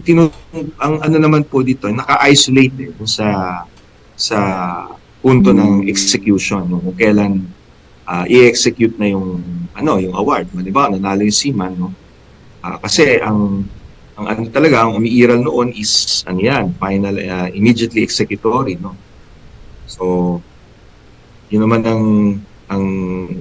sabihin natin kinocure ng bagong batas, maaaring may imbalance doon sa ganung sitwasyon dahil nga merong mga kaso din, marami ring kaso na nare-reverse, at nung na-reverse wala nang naibabalik na na pera para sa ating mga employers. Okay, so side note here, in case the seafarer tries to sue his employer, in his case got trashed or lost, well, the seafarer is obliged to return that compensation that was awarded from him earlier.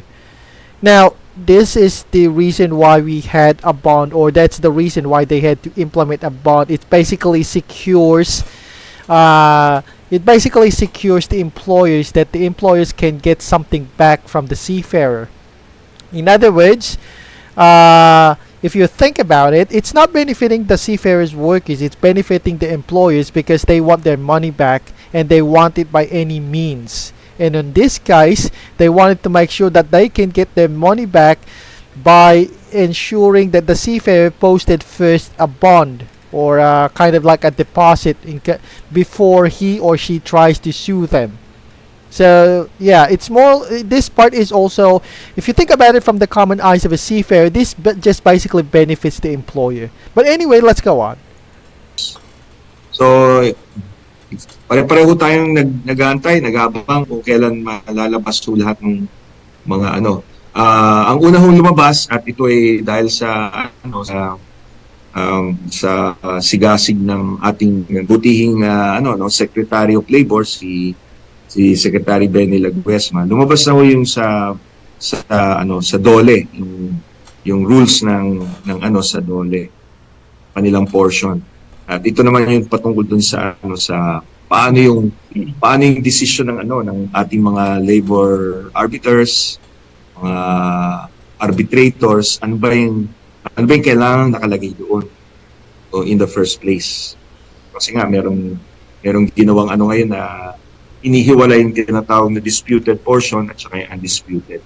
And I'm sure ito mapapaliwanag ng gusto pag pinag-usapan nyo to sa webinar 3. Anyway, so antayin lang ho natin.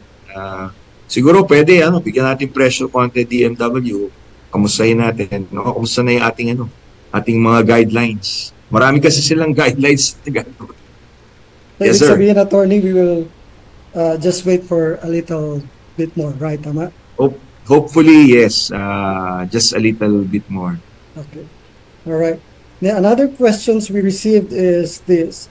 Are all seafarers, including those working in cruise ships, members of AMOSUP? Ano po yan? Depende po kung yung barko na sinasakyan ninyo ay may CBA na kasama ang AMOSUP. So, kung may CBA ho na covered kayo, may CBA with AMOSUP, then miyembro ho kayo ng AMOSUP. And kung malaman nyo hong ganon, ang gusto ko lang hong isuggest sa inyo as much as soon as possible, kung malaman nyo yun, bumisita ho kayo sa opisina para ma-update ho ang record. Magkaroon ho kayo ng record, mabigyan ng ID, pati yung dependents nyo mabigyan ng ID para ho yung benepisyo ng pagiging miyembro ng AMOSUP ma-enjoy ninyo. So, hindi ho automatic, basta ang tinitingnan ho natin kung yung barko, whether cruise ship or ano pa bang klaseng barko, may CBA ho sa amin. Okay, the next question is... Okay, right. Okay. Ito, napag-usapan ito last episode, but sinend ulit itong question. Let me read the question. If the bill is for the welfare of the seafarers, why is the allotment fixed on 80% monthly basic salary and fixed OT? The IRR should have the option from 50% to even 100% if the seafarers choose to at the beginning of the contract. Any comment on that? Attorney Iris, Attorney Saleh, go ahead. Right. Ang ganito yan, yung provision na yun, marami hong flexibility yan. Marami pwedeng gawin. Yung 80%, una-una yung alati. Sino ba yung alati? Flexibility means interpretation. He's just kind of making some wordplays about this one. So normally yung alati ho yung decision ng seaman kung sino yung iiwanan niya ng pera o bibigyan. Pero wala ho sa batas, wala sa rules na hindi pwedeng maraming alati. Number one. Kalawa, pwede rin hong yung seaman mismo alati. self-allotment. Correct. No? Ngayon, yung issue na bakit kailangan dito ilagak or dito ipadala, ano ho yan matagal na hong provision yan dahil nung nag-umpisa ho itong ating overseas employment program, ang problema ho ng Pilipinas wala ho tayong foreign exchange, no? Wala ho tayong dollar. Panahon pa ho ito nung unang Marcos administration, if you will recall. Right. Panahon pa ho ni Blas Ople, Secretary. So nilagay yun, para sa ganoon, may yung foreign exchange, yung dollar na kinikita ng mga seaman. Okay. Hindi lang seaman, no? Pati yung mga ibang OFWs. Mapunta sa sistema, maibigay dito. So, basically what it means, the Philippine government wants your money in US dollars, at least, not in Philippine pesos. So, minimum yon. So, kung gusto nyong lahat, rin. Pero yun nga ang balance ho dyan kasi, paano naman yung nagtatrabaho mga miyembro namin, nagtatrabaho sa on board, no? Alam nga namang wala na silang hawak na pera din. Although ngayon, ang direksyon naman talaga cashless, no? Card na lang, ganyan. Yeah, pero ang prinsipyo doon is, kailangan meron din naman dapat hawak na pera. Cash man, hindi. Yung seaman. Times 5 years ago. Kasi hindi natin alam kung ano mangyayari sa kanya, diba? So yun ang kanyang prerogative. Pwedeng gusto niya, sa kanya lahat yun, etc. Gusto niya, may ibang tao na maging alati, etc. And then of course, ano nga ba to? Yung importante kasi doon is yun, makatulong din tayo sa ekonomiya ng bansa. I'm sure si Attorney Irene may dadagdag dyan. Usapan namin ito ng yeah. Actually, if you think about it, I'm just gonna pause this second. He kind of basically avoided the question. He kind of answered it indirectly. Well, he did give an answer, but the answer does not directly answer the question that why do we have to give our 80% of our entire monthly salary on the allotment. He only say why we should give it as an allotment, but he did not emphasize why it is 80% out of 100. And this includes 80% includes the overtime pay and your basic pay. So yeah, it's kind of dubious, I'll be honest. It wasn't answered properly. But like I said, this is based on the interpretation of the AMSOF lawyer. It is not. This is not the lawyer who, or any other legislative person who. I think the best. You could get our answers if we ask directly to the person who wrote directly this law. As far as what I'm hearing right now, the AMSOF attorney did not answer this one directly. He only answered why we should give our allotment, but he did not emphasize, like I said, why we should send 80% of our entire monthly salary back to the Philippines. I guess the main reason here is that the Philippine government basically just wants our salary in dollars. They don't want Philippine peso because seafarers receive their salary in dollars. So if you put more money on this, on the Philippine, it's kind of like forcing the Filipinos to pay up in dollars, and we're gonna return it back into Philippine pesos, which unfortunately Philippine pesos has a lot less value than the dollar. So yeah. Anyway, let's if you could analyze it anyway, this is something that you should also think about. But anyway, like I said, let's go back to the discussion here. Yes, unang-una nung panahon pa ni dating Presidente Marcos, the senior, no? Ginawang tax-free po ang sahod ng mga OFW kasama ang seafarer.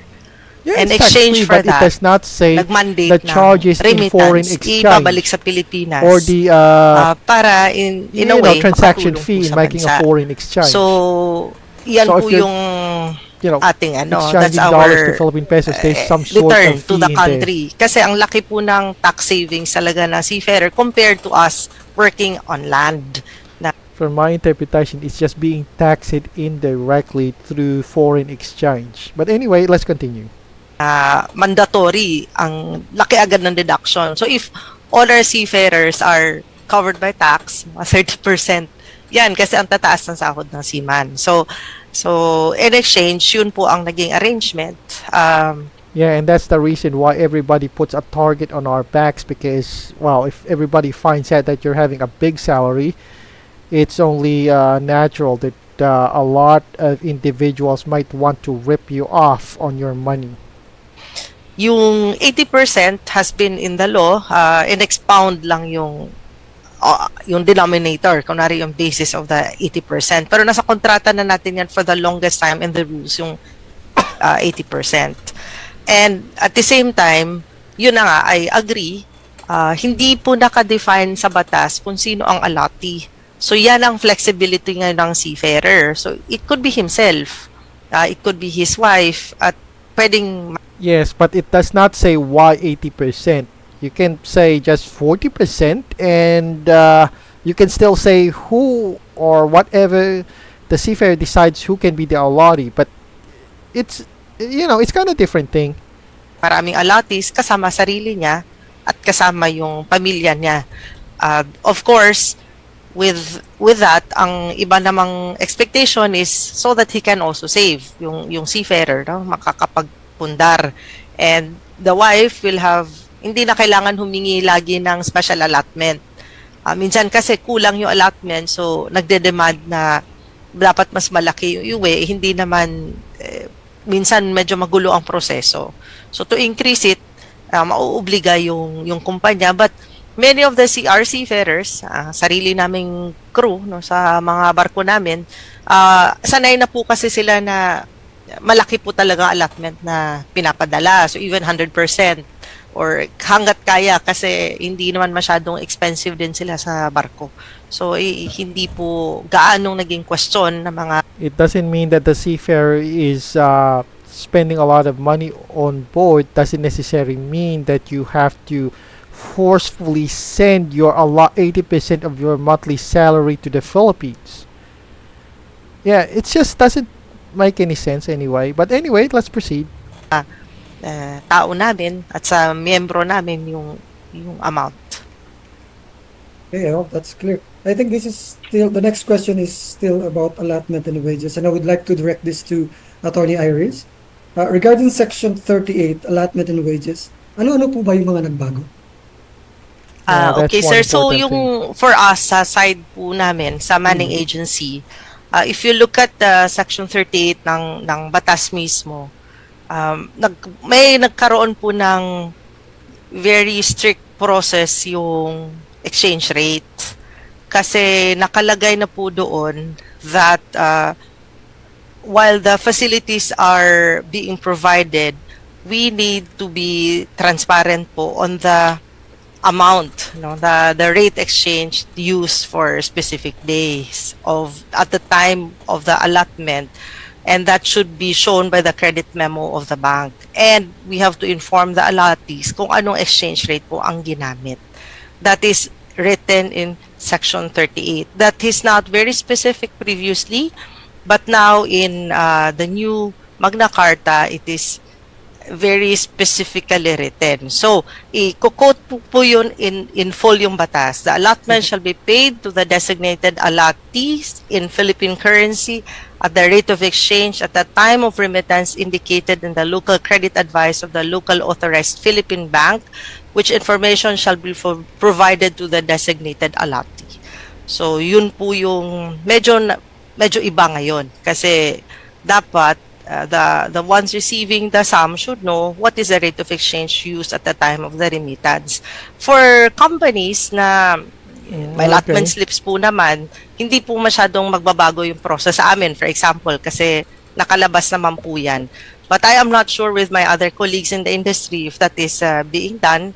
So it is also good that the seafarers are aware of the exchange rate being used in their allotments. Yeah, back then it was not Masusugan mandatory ko lang before the yung Magna Carta binanggit ni law, but Attorney now Iris. it's kind of Isang, mandatory to tell them the exchange rate isang of dollar objective to din kasi Philippine is mas peso. standardize yung practice, no? But the problem kasi is marami kaming miyembro the nagsasabi, exchange sir, rate for the si Philippine company peso A, to dollar is ganitong not fixed. ginagawa, ganito It pag-compute. might Company be B, high ganito yung today, pag-compute, ganito but yung it's ano. not guaranteed So, if it will be ginawa the ngayon same nating mga tomorrow or the legislators next at ng hour. ating mga So that's kind of a bit of a loophole taga-gobyerno, itself on this type sa of tulong na salary rin that ng the allotee has to union, receive.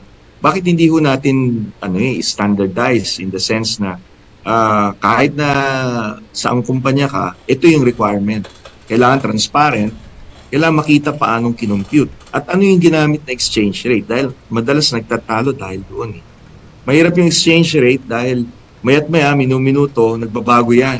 Yeah, that's what I was pointing yan ang out problema earlier. dyan, kasi The exchange rate to dollar to Philippine peso is so, not hindi ho constant. natin pwedeng It gamitin always yung nasa changes. dyaryo dahil yung nasa dyaryo normally yun ho yung huling transaksyon nung nakaraang araw. Yun ang tawag doon, yung closing rate. Yun, guide lang. Pero as to yung kung kailan talaga yung value ng piso, ng dollar at ng piso on that particular time na pinapalit ng kumpanya, no? Yun, kailangan makita doon sa credit advice. So it's at not yun ang fixed. dapat ipakita sa mga alatis para wala hong question, maliwanag. Ngayon, I think there was a question. Opo. And I think there was also a question, bakit yung base ng 80% ngayon basic salary plus overtime? Kasi kung makikita nyo, yung batas kasi ngayon, ginawa kasi monthly salary ang base, no? So, yun ang ginawa ng Senado at saka ng Kongreso. So ngayon, ang tanong ng mga mag-i-implement ng DMW, ano ba yung monthly salary na component na yon? So, tinanong kami, well, ang pwedeng mapaggawa natin ng basis is really yung basic at saka yung overtime. Alam niyo, overtime kasi dalawang klase, no? Fixed overtime at saka yung guaranteed overtime. So, yung guaranteed overtime, kung ratings, meron yan. Yung fixed overtime, pag-official. Ngayon, meron. Side note, they kind of just say yeah, it's kind of different in the terms of how it is said. But if you think of it on the pay scale, it's still basically the same. The only difference is only the definition. Fixed salary and guaranteed are basically just the same when it comes to the pay slip. Anyway, let's continue. Yung ibang mga income pa, no? Income source, yung leave pay, yan, tsaka yung mga bonus. Pero yun kasi, nagbabago yun Bago-bago yun. Hindi pare-pareho yun. So, ang pinakamadaling maging basehan yung fixed talaga, which is the fixed or guaranteed overtime and yung basic he himself says it that so, it's just para a sign. madaling makompute kung ano yung alote na makukuha, maipapadala. Fixed and guaranteed overtime, as far as I'm concerned, is just kasi a nagbago sign. yung batas, hindi niya in-specify kung ano yung monthly salary. Marami yung components. Alam mo ng mga miyembro yan, alam mo ng mga seaman yan, maraming. Yeah, which is kind of dubious because the someone who wrote the Magna Carta law did not specify the seafarer's payslip. He only says 80% of the allotment, but he did not specify if it was basic. I mean, the monthly salary of the seafarer is composed of many components: the basic salary, the overtime pay, and also the leave pay. So that's kind of, well, it's kind of dubious, I'll be honest. Maraming component yan, maraming column yan It only shows the lack of information of whoever wrote that Magna Carta law in the Philippines. He's kind of uninformed and ignorant on when it comes to the the components of the seafarer's monthly salary. But anyway, let's continue. Like I said. Oh, wait. Maraming yan sa payslip, no? At marami doon nagbabago. Pero yung fix lang talaga yung component ng basic at saka yung overtime. Moving forward, the next question we have received regarding the nature of liability of employers. Does this mean po ba na we can raise this to the ship owners na hindi lang manning agency ang mananagot if they want to absolve themselves from a liability? Attorney Sally Iris? Siguro, ako muna. Well, it's a good question, no? Unang-una, bakit ba natin ginawang jointly and severally liable ang mga kumpanya, ang mga manning? For practical purposes, in the first place. Yeah, this is also one thing that is kind of controversial because they kind of said in a good way that the ship owner will not be 100% liable in case of there any disputes or any label violations, and even the manning agencies will probably be liable for it. But if you put it in some ways, the ship owner basically just dodges 100% of the liability that he has to shoulder. In other words, this mostly that kind of section on the Magna Carta basically just protects the ship owners. If you think about it, it only benefits the ship owners, not the mining agencies itself. I don't know, but that's of course my I'm no maritime expert, but that's how I think that's what I think on my personal commentary and how things are going. It kind of basically just shaves off the liability of ship owners. It might sound nice, but if you think of it on a hidden message, it only shows that the seafarers, the ship owners are kind of avoiding the 100% liability. And they're kind of throwing some off on the manning agencies as well. Dahil ang seaman, taga-Pilipinas, at kung magkakaroon ng tema, kailangan yung pupuntahan nila ay nandito rin. So, kanya ang recourse is immediately sa manning agency. No? Dahil sila yung nalisensyahan at saka sila yung merong tinatawag na agency agreement sa principal nila or ship owner na ganito nga sasagutin nila ang mga claims na ihahain ng mga seaman. So that's one. Pero kung ang question is kung halimbawa hindi magkaigis sa level ng manning agency, dediretso sa principal, pwede naman siguro, pero yun nga, it will entail a lot of pero na lang kung kasi ang principal nasa ibang bansa yun ang natin. So kung halimbawa magkakaso naman, kailangan dalhin pa doon. Kasi nandito ang mga agency. I know Attorney Bagilat can answer it more. Attorney Iris? The question is joint solidary liability? Yung po ba yung tanong? Sorry, yes po. It's nature of liability of employers. Ulitin ko, Attorney, for you to refresh.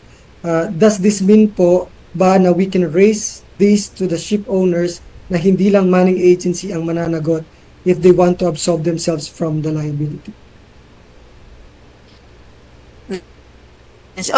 Primarily po talagang employer ang ship owner. Correct. Hindi po kami ay parang marine HR. Ang nature talaga ng trabaho ng manning agency is HR, marine HR. So It's kami more ang like, nagre-recruit, kami nagpe-payroll. Pero yung employer po under the Maritime Labor Convention ay ang ship owner. Kaso lang po, iba yung batas ng Pilipinas. Hindi lang kami acting as agent, pero may liability din. Kung hindi kaya ng principal, meaning ng employer or ng ship owner, ang sasagot ang manning agency. So, tama naman po yun na talagang sa ship owner ang primary liability.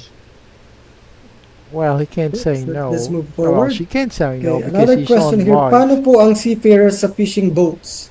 Covered po ba sila? If no, how are they protected? Unfortunately, as far as I know, they're not protected Fishing boats as naman ang well. pinag-uusapan natin ngayon. Yeah. Okay, ganito po yan, Or at least technically kasi ganito. Itong ating Magna Carta, isang dahilan kanya nagkaroon tayo ng Magna Carta. Bukod sa, kailangan ng pagsama-samahin na yung mga iba-ibang mga batas at reglamento tungkol sa maritime, no?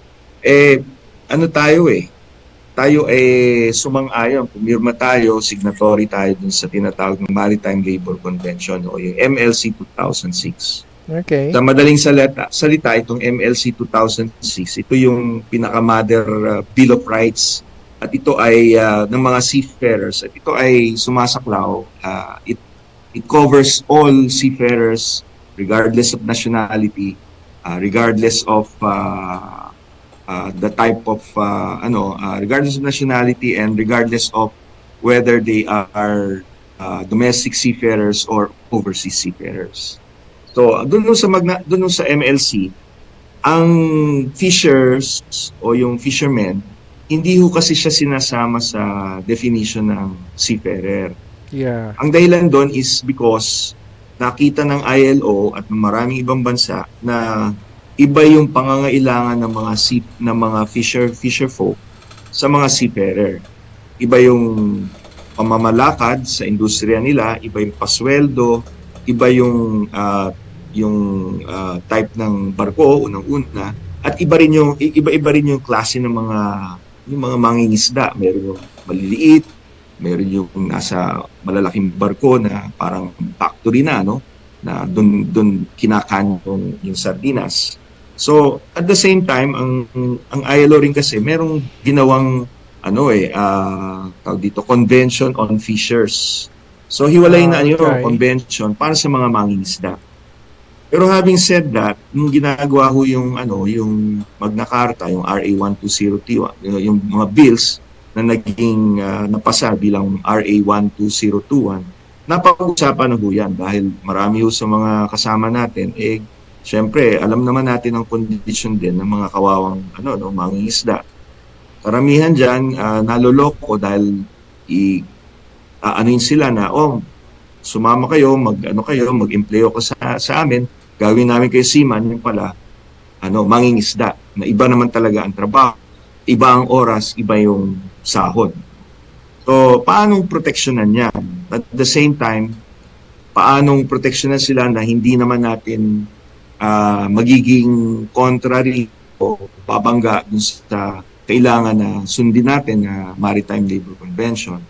Doon ho sa ating ang napag-isipan ho ng Senado at saka ng Kongreso, and they approved it, meron hong provision sa Magna Carta na ina-apply yung ibang provision ng Magna Carta para ho doon sa ibang mga OFWs na nagtatrabaho sa barko. And let me just kung anong provision yun, pero okay, so indirectly, he's not kind of answering directly the question if fishermen are, if Magna Carta for seafarers applies to fishermen. He says some, but not all. So in other words, I might consider that a no on that part. I'm just saying this as what I am hearing right now, of course. So from my understanding, I think I'm sad to say, but I think fishermen are not covered by Magna Carta law, or maybe seafarers who are involved in the fishing trade are not covered by this one. But anyway, let's see. Ano ho yun? Yun yung pinaka naging compromise, no? Para dito. And in that way, ang intention doon is kung pwedeng gamitin yung provision na makakatulong at mapapakinabangan ng ating mga mangingisda, gagawin po yun. So, di ko lang makita ngayon kasi wala tayong oras. Pero meron ng provision sa Magna Carta. Ito. Wala. At ang inaatasan ho dito DMW. Sabi dito, the DMW shall ensure that OFWs on board foreign registered commercial fishing vessels or vessels fishing in distant waters, serving as cruise ship personnel or as yacht crew, stationed on mobile offshore and drilling units, etc. And other persons, ang importante dito yung sinabi na, and other persons similarly situated are given adequate protection under the relevant provisions of this Act and pertinent international agreements to which the Philippines is a part.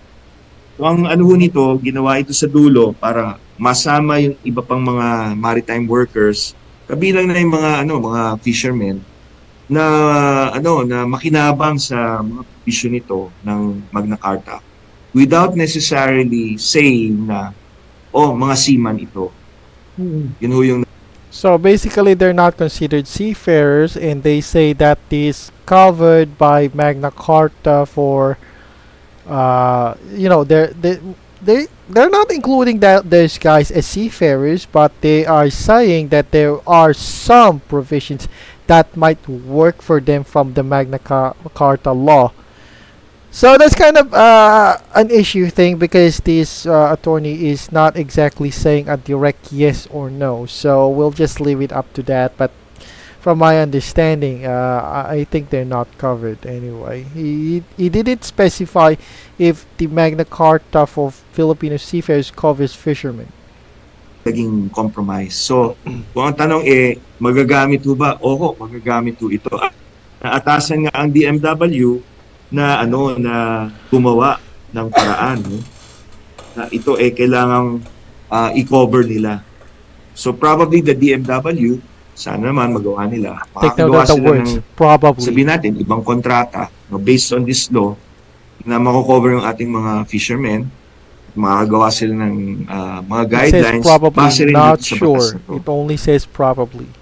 So it's kind of undetermined. Now, if the word I have two last two questions because we don't have much time. Okay, right. Second to the So last there's question, two more number questions. 8 of IRR, specifically about accommodation, recreational, and sanitation facilities, applicable only to ocean-going ships of Philippine registry.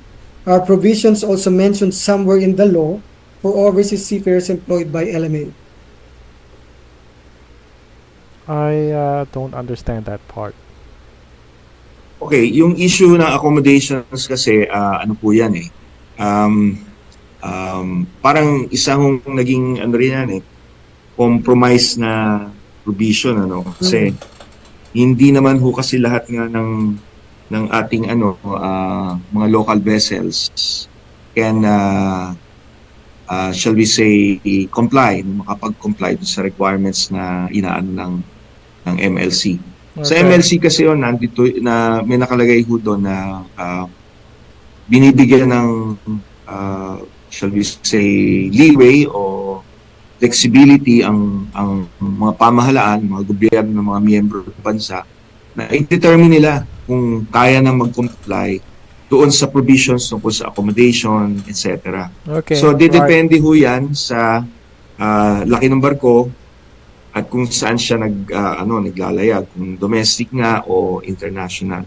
So ang short answer is applicable ho yan talaga for overseas. Philippine registered vessels engaged in overseas trade, that's applicable. Yeah, if it's applicable overseas, they're just basically making it redundant because it's already included on the POEI contract of seafarers. So it's kind of redundant kind of thing. Is I think 500 gross tons. So kung 500 GT and above or 500 GT and below, okay, may flexibility na hindi muna at this time, depende sa gobyerno kung ano sasabihin, na pairalin yung mga provision on accommodation, recreational facilities, and those other so that part is basically questionable when it comes to local domestic seafarers. So this is just mostly targeted on dapat the talaga yan targeted on overseas gamitin. or rin ko kasi overseas dun sa seafarers. MLC, But unfortunately, meron ding cut-off. But unfortunately for overseas Filipino seafarers, like I said earlier, this is only, that provision is just basically redundant and it's already included on the POEI contract. So that basically what happened here is that they just, I don't know, maybe it's maybe it's a lazy job by the lawmakers. They just probably made a copy and paste kind of thing, and they copied this one from the POEI contract, or now we call it the DMW department. But okay, let's continue. This is just only the final part, just a few more minutes. So yung mga barko na ginawa before the ratification of the MLC, before the adoption of the MLC, 2006 yun, mga lumang barko, exempted sila, hindi sila, ang kailangan lang na magkaroon ng mga ganong facilities, yung mga new builds na tinatawag. So from 2006 onwards. Okay. So may rin flexibility. So kung yung mga barko dito sa Pilipinas ay gawa before 2006, And I suppose meron pa rin mga ganoon, exempted po sila, no? Or, on those provisions. So, nandito... Unfortunately, some ships in the local domestic shipping in the Philippines goes as far back as 1964. Yeah, I mean, I saw a ship back then. I think it's somewhere couple of years back. I saw a ship that is kind of still plying on the domestic route. The ship was built way back around 1960s, which is, I don't know. It's well, anyway, if it's built beyond 1996, as what he said, if the ship is built below 2006 or 1996, I don't know what year is it. It means there's an exemption, and most ships in here in the Philippines are more like 30 years back. So most of those domestic ships are kind of exempted on that Magna Carta thing. So anyway, ito naman sa batas na kailangan consistent dun sa nilalaman ng Maritime Labor Convention. Thank you very much, Attorney Sale. We're down to our last question. In cases of imprisonment of seafarers while on board, will the manning agencies support the concerned seafarers and their families, and for how long? Attorney Iris and Attorney Sally can answer this. I will lay this first. Attorney Sale muna. I think under the provisions of the, kasi ano rin yan napag-usapan din niya. I think the general rule is, of course, we should they should support our seafarers.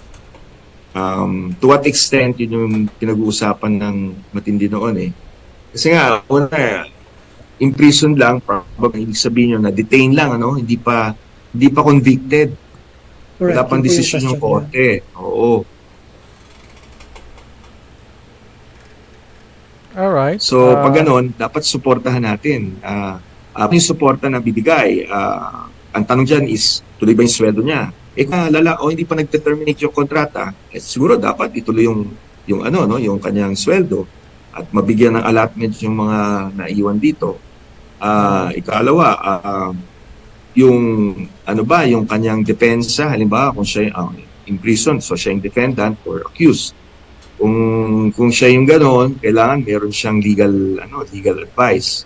Of course, legal counsel. Of course, ang primarily, at the end of the day, ang dapat sumagot talaga dyan, merong pondo ay ang gobyerno natin. Meron tayong assistant to nationals, tsaka yung legal defense fund. So basically, from what he's saying, the manning agency and ship owner is not obliged to provide legal counsel or legal assistance to the Filipino seafarer who got into jail, whether he's the perpetrator or the defendant. So, in other words, it kind of shaves off it kind of puts the burden to the Philippine government agencies, but not on the ship owner or the shipping or the manning agent, so they don't have any obligation. So in other words, it kind of favors the ship owner and manning agency on this one, because they're not obliged with that kind of thing. They just leave it and pass the problem to the Philippine government agency responsible for migrant workers, which on our case, it's either OWA or DMW or POEI. Ang DMW may action fund na, ang OWA meron din. So those things, no? Pero ang importante kasi is mapagbigay alam, yung ma-inform ang kinaukulan. Kasi ang ating gobyerno naman hindi malalaman yan. I don't think they will know. So yun yung unang requirement on the part of of our employers. They have to inform. They have to inform the unions, kami, and also kung miyembro namin, and also our government, para maplano kung paano tutulungan. Pero yeah, that's two different things. Informing and helping are two different things. They're gonna informing the unions, the government agencies, but they're not helping. Sigurado, on the part of the employers, dapat contract at buhay pa yung contract, dapat tuloy yung sweldo, di ba? At the very least. Kaya kung sino yung magbabayad ng ng abogado, I think that's something that will have to be discussed. Kasi, so in other words, it's still not ironed out. So basically, if you're a seafarer who got into trouble and unfortunately got into jail, they're not exactly giving you that kind of legal assistance, unfortunately. Or the your manning agency or the company you work for and the ship owner will not give you an assistance. And if they do, there's no rule that states that they should give one because it is still not being written, unfortunately. Or not, they haven't formulated yet, that kind of part. Meron pa ring inaantay na guidelines yung action fund eh. That's one, no? Attorney Iris, your thoughts? Yes, sometimes it gets tricky also kasi it could be an act of violence against a co-crew member. Rape, nangyari po yan, or on passenger ships, yes, that happens even, a lot. Homicide. So that happens both may mga tricky commercial issues and such as those. And a cruise ship. The support, of course, sa pag-usapan naman, BMW, when it comes to legal support, they will really help through the DFA. Yun yung in terms of allotments, pag may conviction na po, and really na-convict yung tao, I think it's very clear there kung when the support ends. Yeah, once you're convicted, basically they're gonna drop you off like a sack of crap. So yeah, that basically makes it clear their support is limited, if not almost non-existent. And if you're being convicted, they're basically gonna pull the plug on you, and it only means you're on your own after that. They're not exactly giving you any support whatsoever. So that's kind of bit well, if you're an OFW or seafarer, if that's how you're gonna think twice about that, because once you stepped out in the Philippines, there's no guarantee that you'll get a legal support from them.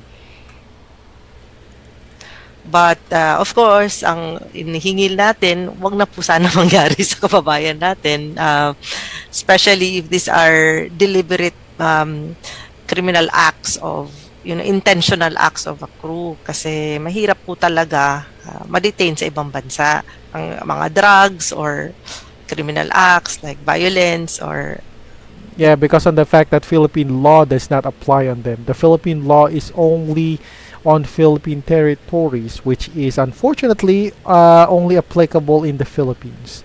Once you're outside the Philippines, you're no longer under Philippine law. Ganyan. While it's happening, hopefully ma-control po.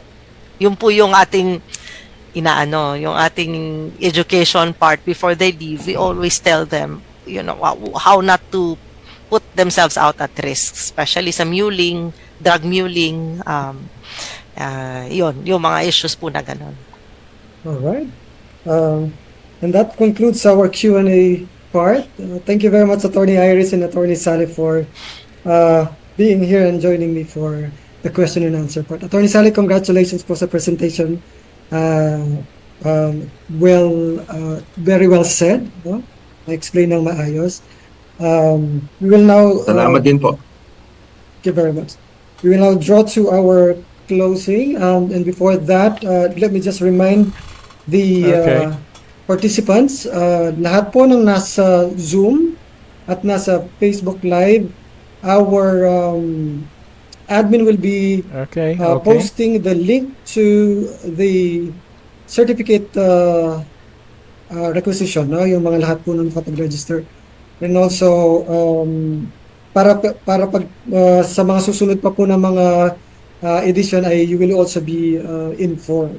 Okay, nice. That's something we'll look forward to. To close this, let me just introduce our last speaker and then our closing remarks, who actually joined us earlier in the Q&A part.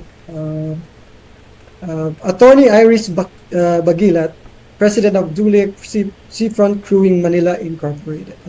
Basically he's the seasoned lawyer owner, who has held executive roles in various Philippine maritime sector organizations. Agency. Her proactive and transformative leadership has made Dulek Seafront a well-known local and international crewing agency. She consults for government agencies on Philippine shipping laws, advocates for Filipino seafarer welfare and collaborates with private and government sectors to secure Filipino jobs at sea, addressing sectors' challenges. Externally, she chairs the Alma Maritime Group, which consists of 74 licensed Philippine manning agencies deploying over 150,000 Filipino seafarers. Wow, that's a lot. Additionally, she serves as a trustee of the Maritime Law Association of the Philippines. Her key reform initiative, which focused on improving the seafarer claims environment in the Philippines, played a pivotal role in driving the passage and landmark signing of the newly enacted Magna Carta for Filipino seafarers. In 2021, she was ranked among the top 100 women. Wow, congratulations, Attorney. Top 100 women in shipping by All About Shipping. Let's all welcome Attorney Iris Bagila. Attorney? Thank you. Magandang araw po sa ating lahat. Ako po ay nagpapasalamat kay Congressman Ronsalo and the Kabayan Party List, to Attorney Regine, to Attorney RJ for inviting me to join today's webinar. We are gathered here to discuss a significant milestone in our maritime industry, the Magna Carta for Filipino Seafarers. This landmark legislation introduces essential reforms aimed at strengthening the rights, welfare, and protection of our seafarers, one of the world's most vital labor sectors. With the implementation of this law, we are not only reinforcing our commitment to our seafarers, but also ensuring that they receive the recognition, protection, and fair treatment they rightfully deserve. However, alongside these reforms comes stricter regulation that all stakeholders must comply with to guarantee the well-being of our maritime workforce. The ALMA, which is Association of Licensed Manning Agencies, representing over 75 licensed manning agencies and deploying nearly 150,000 Filipino seafarers annually, fully supports the Magna Carta for Filipino Seafarers. Alam natin na hindi madali ang reporting compliance sa bagong batas na ito, pero ang ALMA ay buong pusong sumusuporta sa Magna Carta at handang ipatupad ito para sa kapakanan ng ating mga kabaro sa industriya. As with any new law, we recognize that there are misconceptions, concerns, and uncertainties surrounding the Magna Carta. Kaya naman buong suporta kaming nakikiisa sa webinar series na inorganisa ni Congressman Ronsalo at ang Kabayan Party List, the principal author of this law, upang malinawan ang stakeholders tungkol sa tunay na layunin at implementasyon ng bagong batas. By participating in these educational discussions, we aim to bridge the gap within policy and implementation, ensuring that the Magna Carta is effectively carried out for the benefit of all Filipino seafarers. So, since ALMA establishment on April 26, 2020, ALMA has been committed to upholding the highest maritime standards. The Magna Carta is aligned with the Maritime Labor Convention of 2006, an international treaty that ensures fair treatment and protection for seafarers worldwide. For quality ship operators, ship owners, and ship managers, many of the provisions of the Magna Carta are not new. However, as I've said previously, the law introduces higher levels of reporting and documentation, which, while requiring additional work, enhances transparency and strengthens worker protection. We at ALMA acknowledge the challenges that come with compliance, but we firmly believe that these measures are necessary steps toward a more robust maritime industry. By implementing these reforms, we further elevate the global reputation of Filipino seafarers as highly skilled and well-protected professionals. The Magna Carta is not just about protection against workplace abuse, it also addresses issues beyond seafarers' work on board. By putting an end to these predatory schemes locally, the Magna Carta helps maintain the integrity of the legal process and ensures that seafarers receive justice fairly and ethically. But beyond protection, the Magna Carta also serves as a gateway to greater opportunities for Filipino seafarers. By enshrining their rights into law, we create an environment that fosters better employment conditions, higher standards, and increased job security. This in turn strengthens the global standing of the Philippines as a top supplier of world-class maritime professionals. Ship owners and international employers will have greater confidence in hiring Filipino seafarers, knowing that they are backed by a legal framework that ensures fair treatment, competitive benefits, and career growth opportunities. With this law in place, ang alam po namin, we are confident that more doors will open for Filipino seafarers because we become more competitive. At dadami po ang trabaho for our Filipino crew. Yan po ang, of course, masayang balitang inaasam-asam ng lahat. Hindi lang po ito protection, pero hanap buhay po ng ating mga kabaro. And we're looking at stronger, more competitive, and more empowered maritime workforce. So the successful implementation of the Magna Carta requires collaboration from all stakeholders, government agencies, ship owners, mining agencies, seafarers, unions, the seafarer families. So let us unite in supporting this law, ensuring that it is fairly and effectively implemented for the betterment of our seafarers. By working together, we can uphold the rights, dignity, and well-being of our maritime workers and secure a brighter future for the Philippine maritime industry. So sa sama-samang pagkilos, makakamit natin ang mas ligtas, mas makatarungan, at mas maunlad na kinabukasan para sa ating Filipino seafarers. So maraming salamat po and mabuhay ang kabayan. Okay. Thank you very much, Attorney Iris. Ladies and gentlemen, you just heard Attorney Iris Bagilat, one of the top 100 women in shipping. Attorney, maraming salamat po. At this point, before we move on to our photo op, lalo na sa mga nagjo-join sa atin sa Zoom, let me just take this opportunity to thank our speakers for today's episode.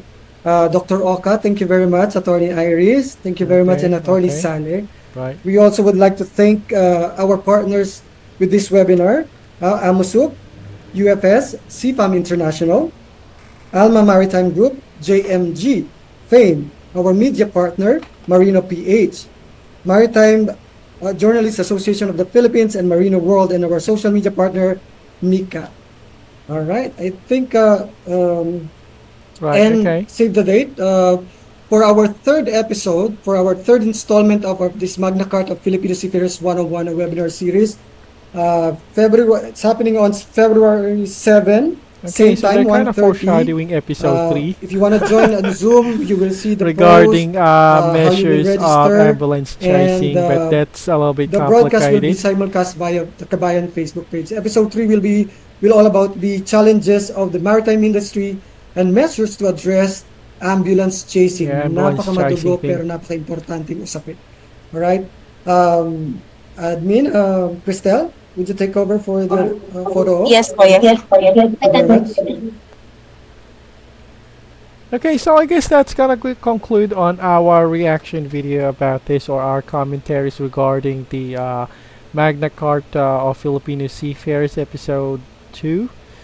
So, like I said, the Magna Carta, the recently passed Magna Carta law in the Philippine maritime industry has created some controversies because most people see it as more like they kind of see it mostly as more like a law that kind of protects the ship owners and manning agencies rather than protect the Filipino workers.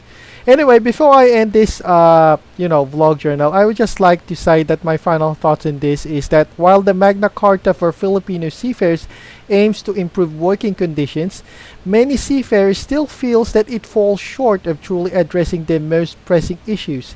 Instead of offering stronger protection, they see it as more like I said, benefiting employers more than workers. And I hope we keep this we let's just hope that we kind of keep this like I said more like let's keep it mostly food for thought for any seafarers out there. So anyway, have a great day everyone, and see you again on our next vlog about this one. Say bye bye for now. Bye bye. See you soon, guys.